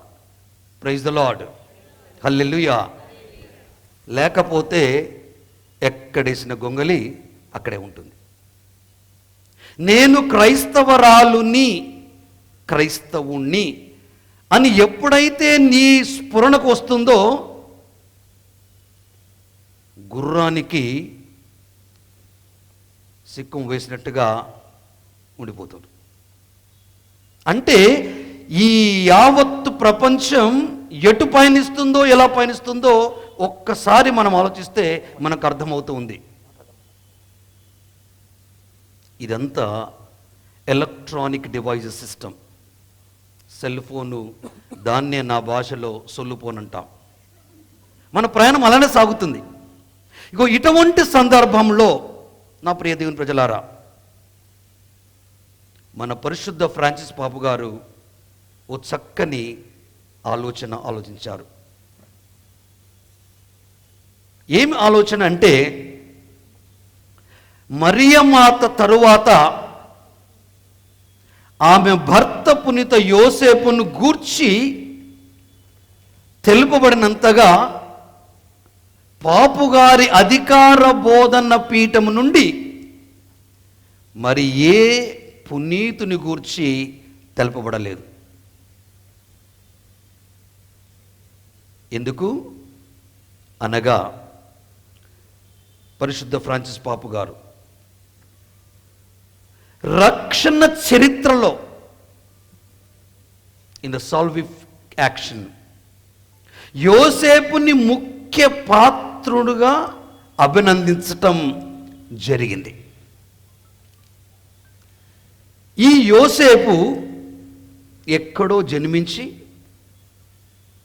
ఆ దేవునిలో తన బ్రతుకును చాలిస్తూ కష్టేఫలని నమ్ముకొని కాలాన్ని గడుపుతున్న సందర్భంలో ఆయనకు జరిగిన దర్శనం, ఆయన పొందిన అనుభవం ఇగో మనందరికీ ఈరోజు ఒక భక్తి సాధనగా, భక్తుడుగా దర్శనం జరుగుతుంది. అదే మాటని పరిశుద్ధ ఫ్రాన్సిస్ పాపు గారు తన లేఖ ద్వారా మనకు విత్తం చేయబడింది. నా ప్రియ దైవ ప్రజలారా, 9వ భక్తినాథ పాపు గారు పునీత యోసేపుని శ్రీసభ పాలకునిగా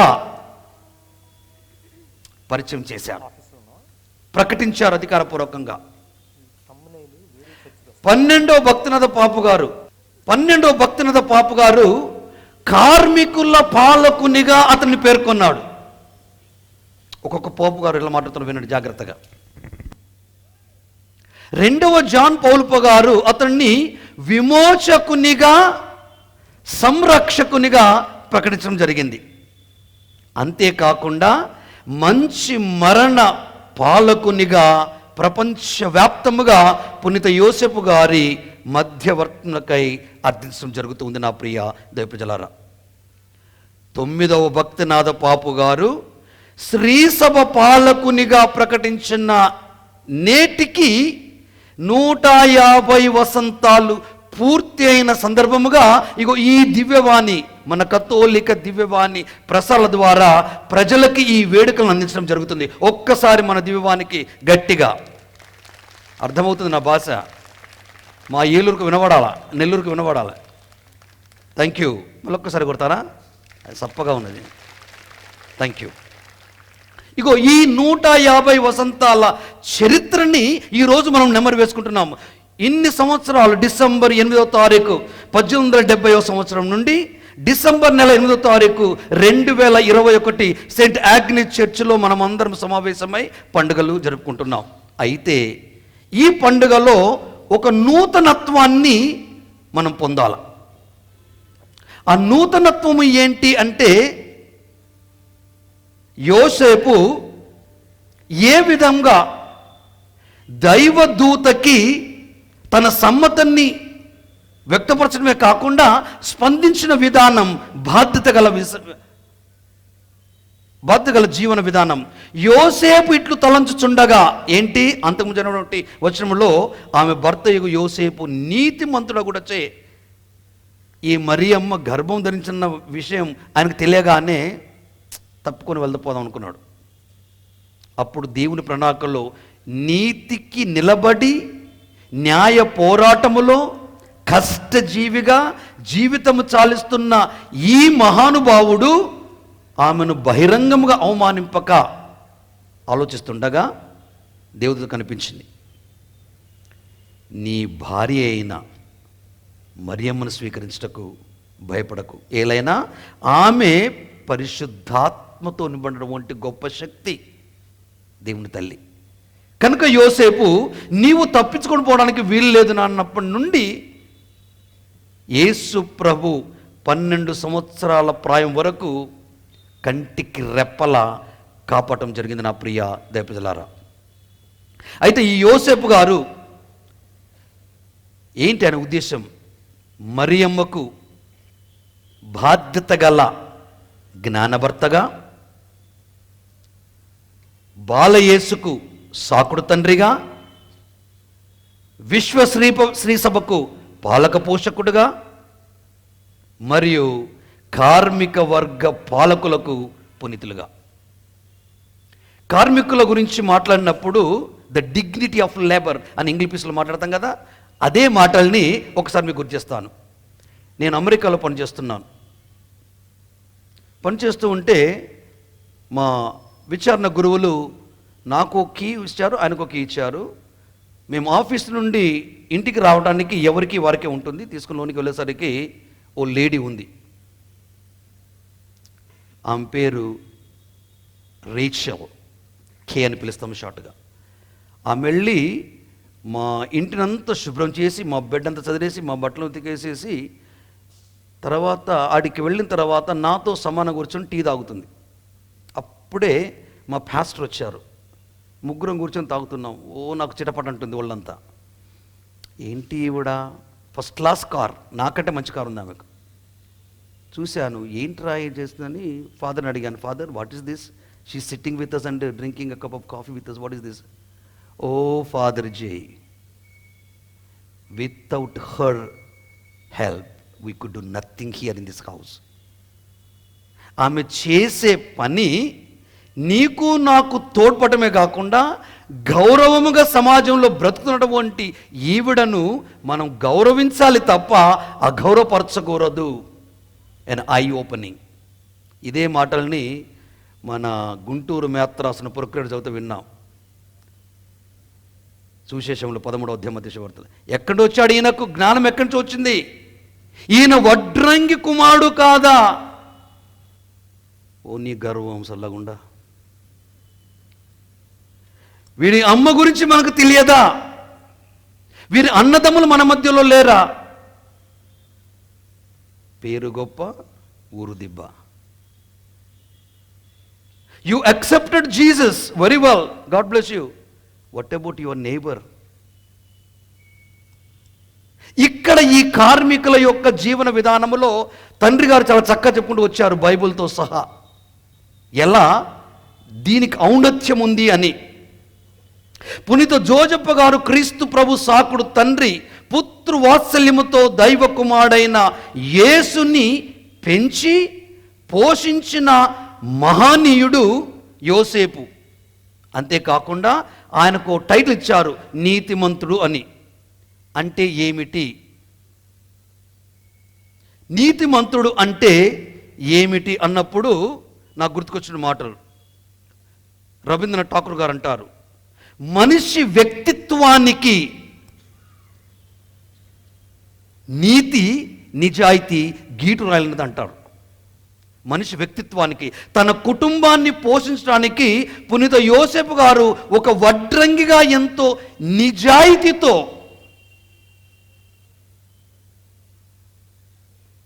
పనిచేశాడు. అందుకే ఆ పనితనములో నిజాయితీ ఉంది, స్వచ్ఛత ఉంది, బాధ్యత ఉంది, అందరికీ దర్పణంగా ఉంది. మనం చేసే పని కూడా మనం గుర్తుంచుకోవాలా.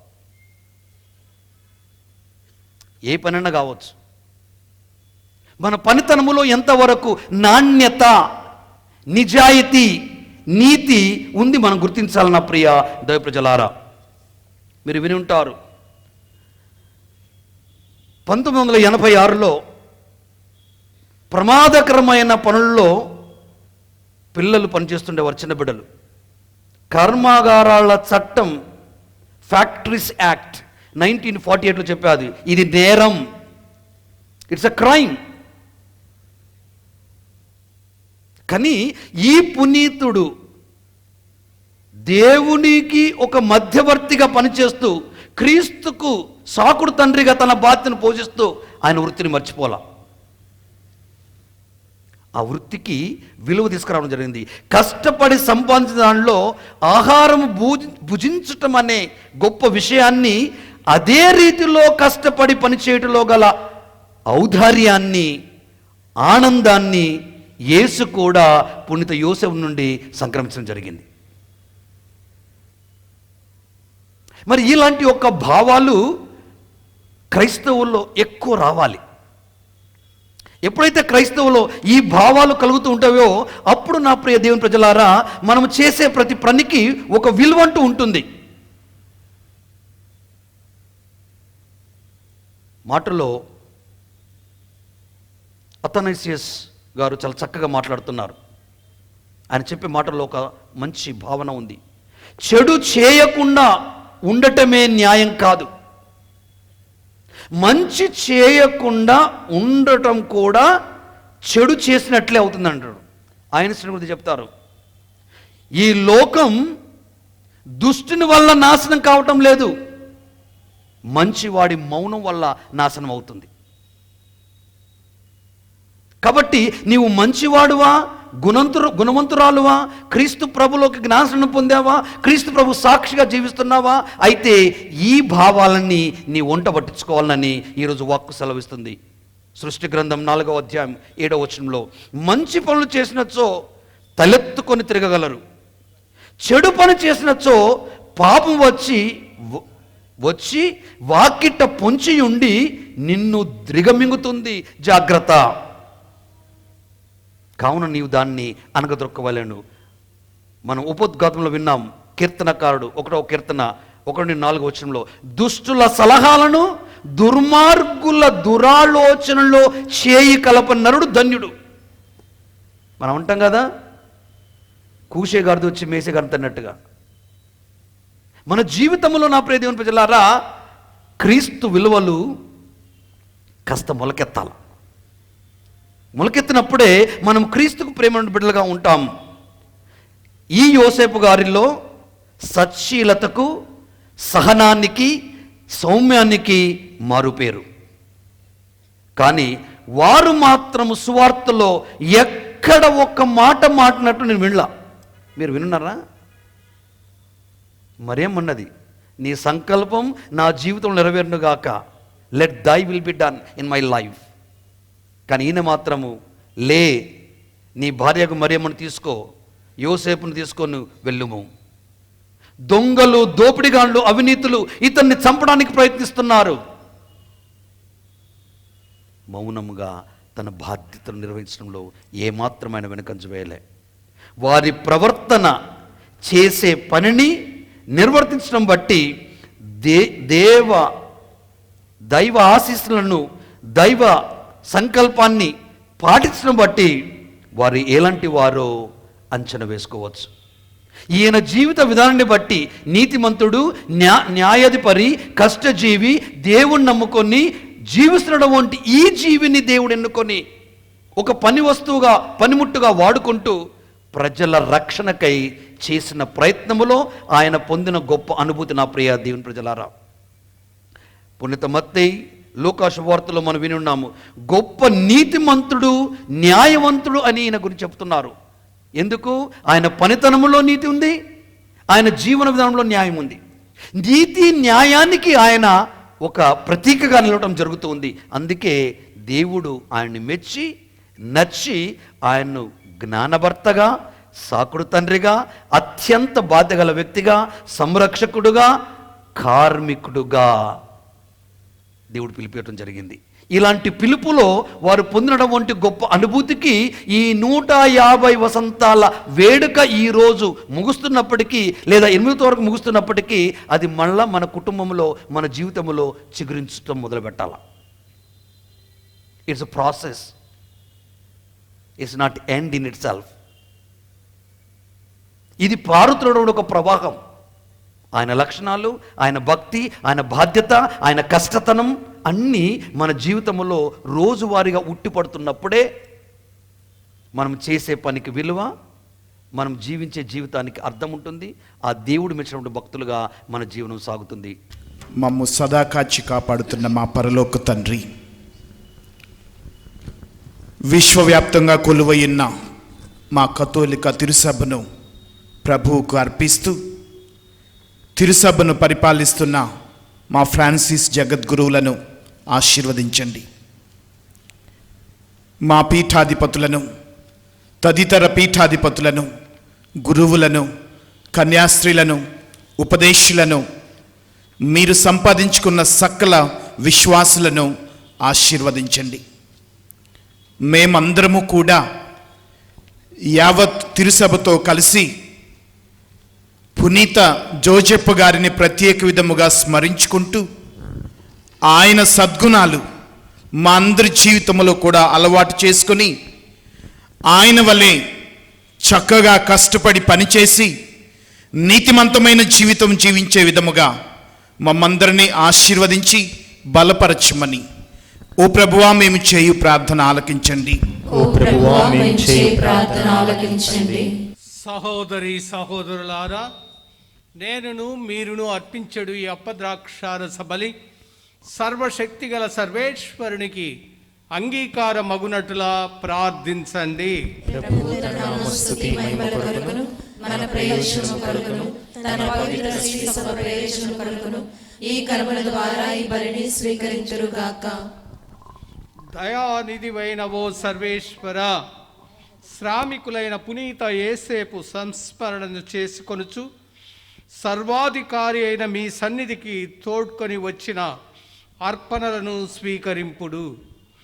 మేము అర్పించు ఈ కానుకలు మిమ్ము ప్రార్థించు వారికి రక్షణదాయక వరములుగా మారునుగాక. మా ప్రభు అయిన క్రీస్తు ద్వారా ఈ మనవి చేయుచున్నాము. ఆమేన్. ప్రభువు మీతో ఉందురుగాక. నీ ఆత్మతోను ఉండుగాక. మీ మనసులను ఉన్నతమునకు త్రిప్పండి. ప్రభువైపు త్రిప్పియున్నాము. మన దేవుడైన ప్రభునకు కృతజ్ఞత తెలుపుదము. కృతజ్ఞత తెలుపుట యుక్తము న్యాయము.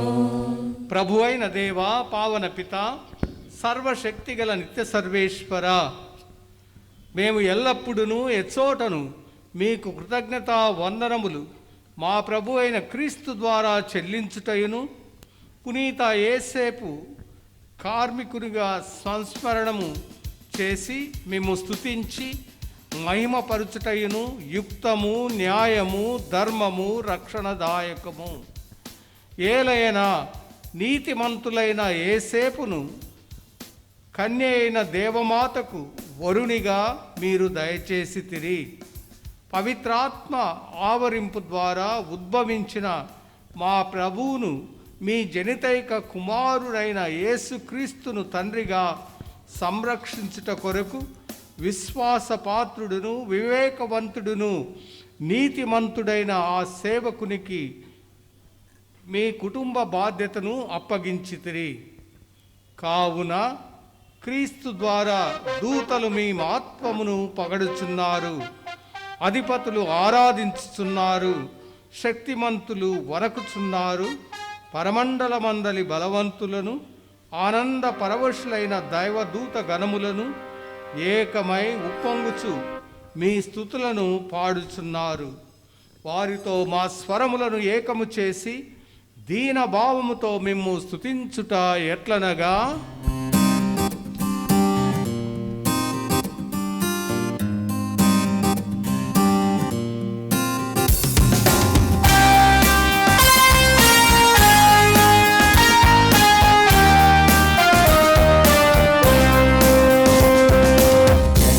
అధిపతి అయిన సర్వేశ్వరుడు పరిశుద్ధుడు, పరిశుద్ధుడు, పరిశుద్ధుడు. పరలోకమును భూలోకమును నీ మహిమతో నిండియున్నవి. మహోన్నతములో హోసానా, మహోన్నతములో హోసానా, మహోన్నతములో హోసానా, మహోన్నతములో హోసానా. ప్రభునామమున వించేయువారు ధన్యులు. మహోన్నతములో హోసానా, మహోన్నతములో హోసానా, మహోన్నతములో హోసానా, మహోన్నతములో హోసానా,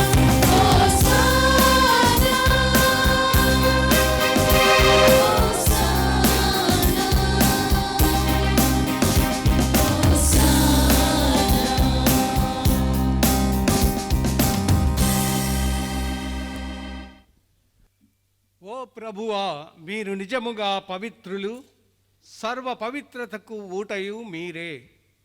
కనుక మీ పవిత్రాత్మ ద్వారా ఈ కానుకలను పరిశుద్ధపరచ బ్రతిమాలుచున్నాము. ఈ విధమున ఇవి మా కొరకు మా ప్రభు అయిన యేసుక్రీస్తు దివ్య శరీర రక్తములు అగునుగాక. వారు శిలువ శ్రమలకు తమను తాము ఇష్టపూర్తిగా అప్పగించుకొనినప్పుడు అప్పమును అందుకొని మీకు కృతజ్ఞతా వందనములు చెప్పి స్తుతించి త్రుంచి శిష్యులకిచ్చుచూ ఇట్లనిరి, మీరందరూ దీనిని తీసుకొని భుజింపుడు. ఏలయనా ఇది మీ కొరకు అప్పగింపబడనున్న నా శరీరము.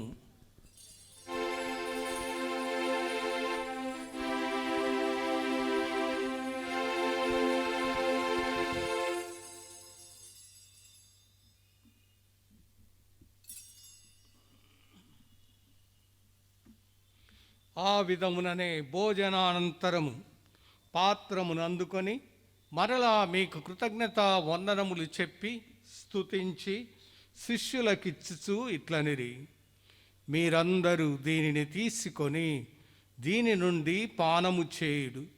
ఏలయనా ఇది నూతన నిత్య నిబంధన యొక్క నా రక్తపు పాత్రం. ఇది మీ కొరకును అనేకుల కొరకును పాప పరిహారమునకై ధారవోయబడును. దీనిని నా జ్ఞాపకార్థము చేయుడు.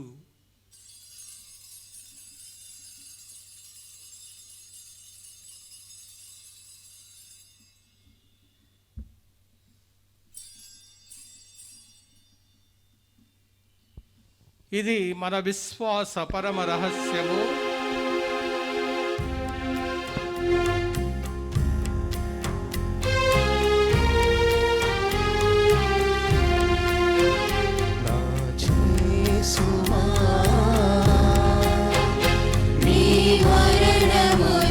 ప్రకటించెదము, నీ ఉత్థానమును చాటెదము, మీరు మరల వచ్చు వరకు మేము వేచియుందుము,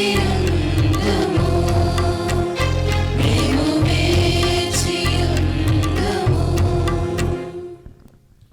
కనుక తండ్రి, క్రీస్తు మరణమును ఉత్థానమును స్మరించుచు జీవమునసుకు ఈ అప్పమును రక్షణ పాత్రమును మీకు సమర్పిస్తూ ఉన్నాము. మీ సముఖమున నిలిచి మీకు పరిచర్య చేయుటకు మమ్ము పాత్రులుగా చేసినందుకు మీకు వందనములు తెలుపుచున్నాము. క్రీస్తు శరీర రక్తములందు పాలివారమగు మమ్ము పవిత్రాత్మ ద్వారా ఐక్యపరచమని బ్రతిమాలుచున్నాము. ఓ ప్రభువా, ప్రపంచమంతటా వ్యాపించి ఉన్న మీ శ్రీ సభను జ్ఞాపకముంచుకొనుము.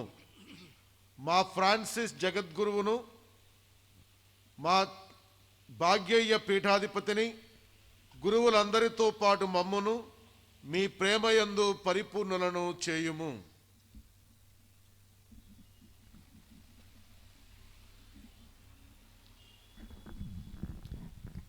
ఉత్థానమగుదమని నమ్మికతో చనిపోయిన మా సహోదరి సహోదరులను, నీ కనికరమందు చనిపోయిన వారందరినీ జ్ఞాపకముంచుకొనుడు.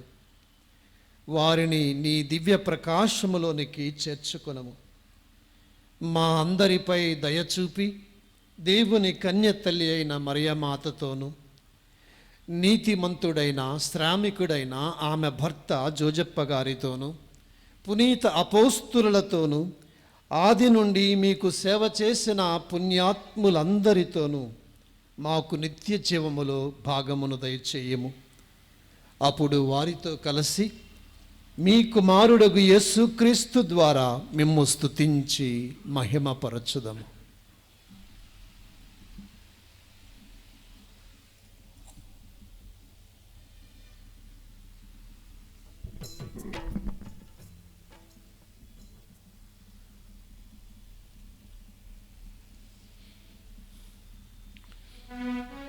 వారి ద్వారా వారితో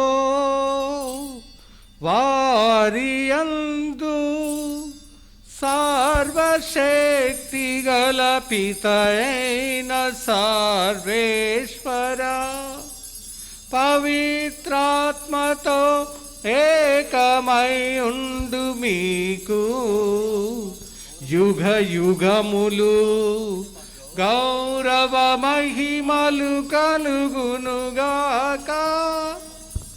గౌరవ మహిమలు కలుగునుగాక.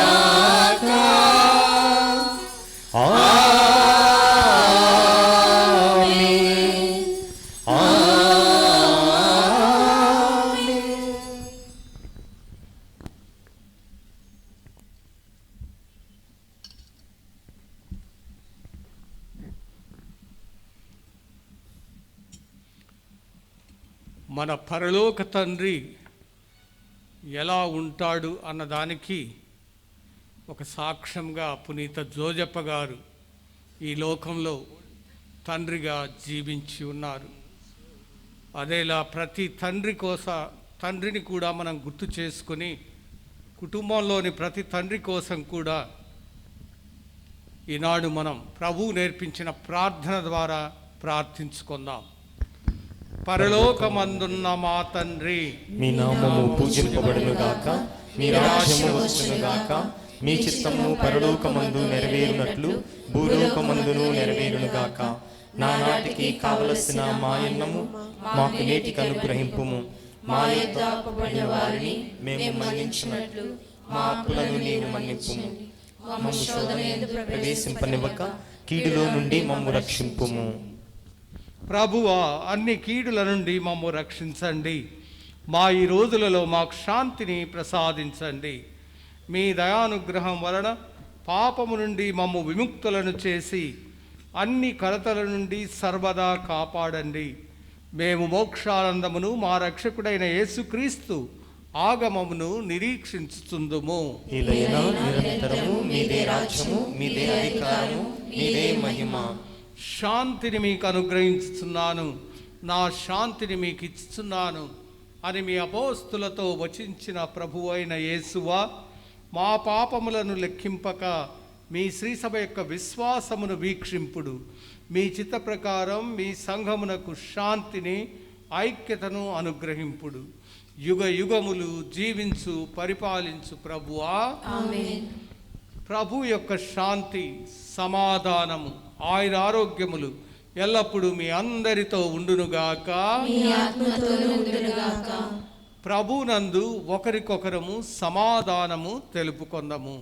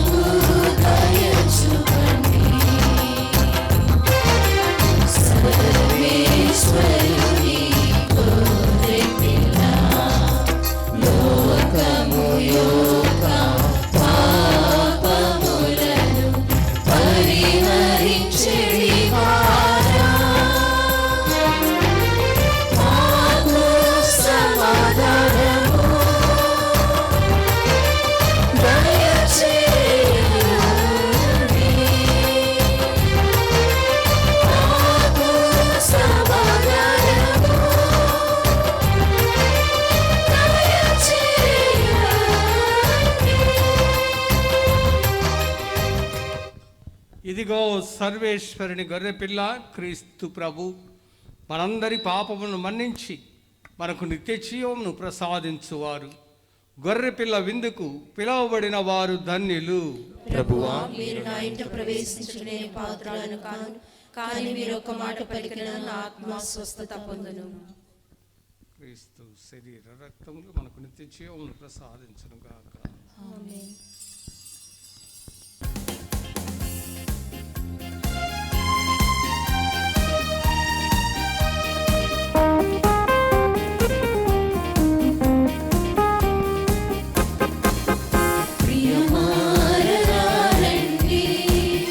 ప్రభు యేసు విందునకు ప్రియమార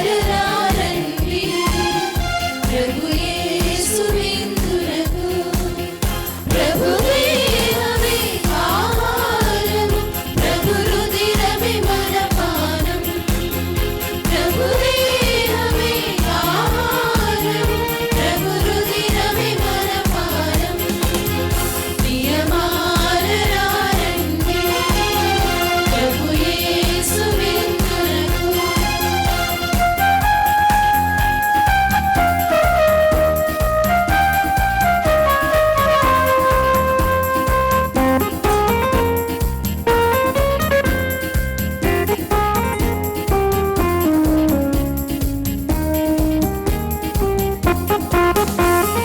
మానవాళిని రక్షింప మన పాపము మోసారే సిలువ మోపున ధరించి చిందించెను రక్తమును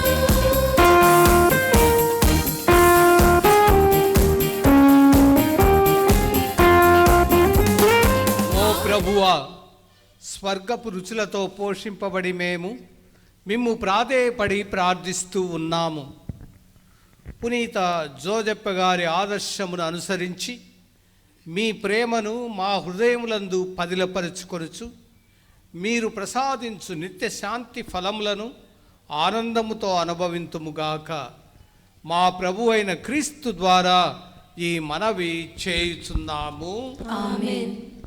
తెలుగు కథోలిక పీఠాధిపతుల సమాఖ్య అధ్యక్షులు మోస్ట్ రెవరెండ్ ఎండి ప్రకాశం గారు ఎంతో చక్కగా, బిషప్ గారికి ఒక ప్రత్యేకత ఏంటంటే ఒక స్పెషల్గా ఆయన ప్రతి పూజలో కూడా ఏదో ఒకటి ప్రత్యేకతగా తీసుకువచ్చి ఈరోజు మనం చక్కగా ఈ పశ్చాత్తాప క్రమంలో అదేవిధంగా ముందుగా కూడా నడిపించినందుకు, ఈ దివ్య బలి పూజను సమర్పించినందుకు వారికి మనందరి తరపున ధన్యవాదాలు చెల్లిస్తూ ఉన్నాను. ఈ సందర్భంగా వారిని గౌరవ సూచకంగా మరి ఒక బొకే అదేవిధంగా ఒక శాలువాతో సత్కరించవలసిందిగా మరి ప్రొక్యురేటర్ ఫాదర్ బాలశౌరి ని గారిని ఆహ్వానిస్తూ ఉన్నాను.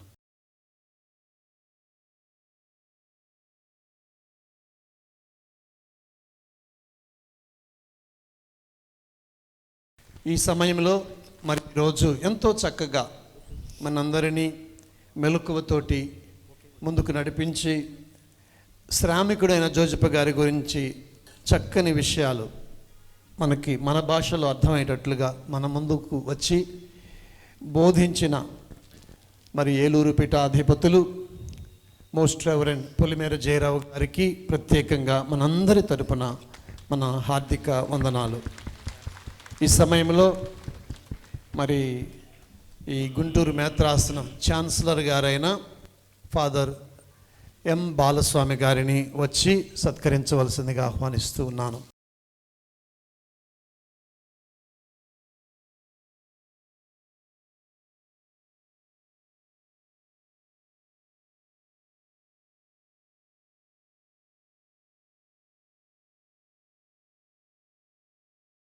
మనందరికీ ఎంతో చక్కగా వాక్యోపదేశం అందించిన monsignor general of Eluru diocese father P Bala, dental Bala గారు,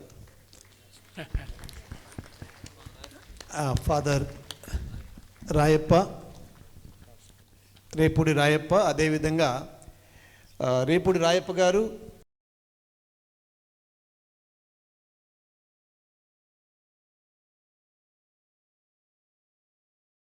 మరొకసారి అందరికీ కూడా దేవుని ఆశీస్సులు, జోజప్ప గారి వేడుదల. ఈ సందర్భంగా మన తెలుగు పీఠాధిపతుల సమైక్య తరపున మన తెలంగాణ, ఆంధ్ర రాష్ట్రాల్లో ఉన్నటువంటి తెలుగు క్రైస్తవ కథోలిక క్రైస్తవ సహోదరి సహోదరులందరి తరపున కూడా మన దివ్యవాణి సిఓ అయినటువంటి ఫాదర్ బాలా గారిని, వారి యొక్క సిబ్బందిని మరి ప్రత్యేక విధంగా అభినందిస్తూ ఉన్నాను. వారు సరైన విధంగా చక్కగా పునీత జోజప్ప గారి సంవత్సరం అంతా పాటిస్తూ ఇప్పుడు దాన్ని యోగ్యమైన విధంగా ముగింపు వేడుకలను జరుపుతున్నందుకు ఇది ఎంతో అభినందనీయం. వారికి హృదయపూర్వకంగా అభినందనలు, కృతజ్ఞతలు తెలియజేస్తూ ఉన్నాను. దేవుడు వారి ప్రయత్నాలన్నింటినీ దీవించి ఫలప్రదం చేయాలని, అనేక మందికి ప్రభు యొక్క సువార్తను, ఆధ్యాత్మిక వరాలను లభించేలా చేయాలని చెప్పి మనసారా ఆశిస్తూ ప్రార్థిస్తూ ఉన్నాను.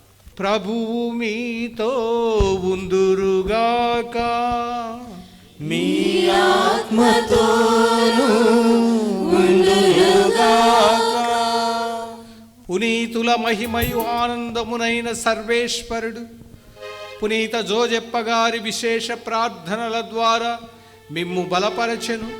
ఆ ప్రభువు మీకు అమిత దీవెనలు కలకాలము దయచేయుదురుగాక.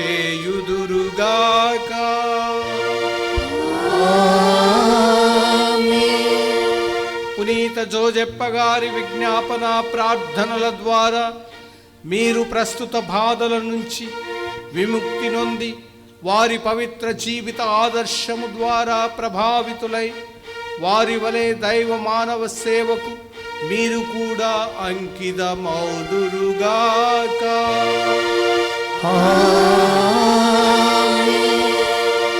పునీత జోజెప్ప గారు ప్రశాంతమైన మనస్సుతో మోక్షములో ప్రవేశించనని పరిశుద్ధ శ్రీ సభామితానందము పొందుచున్నది.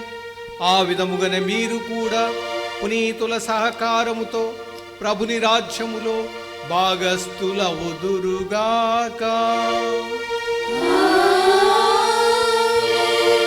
సర్వశక్తి గల సర్వేశ్వరుడు పితా, పుత్ర, పవిత్రాత్మ మిమ్ము సదా దీవించి కాపాడుదురుగాక.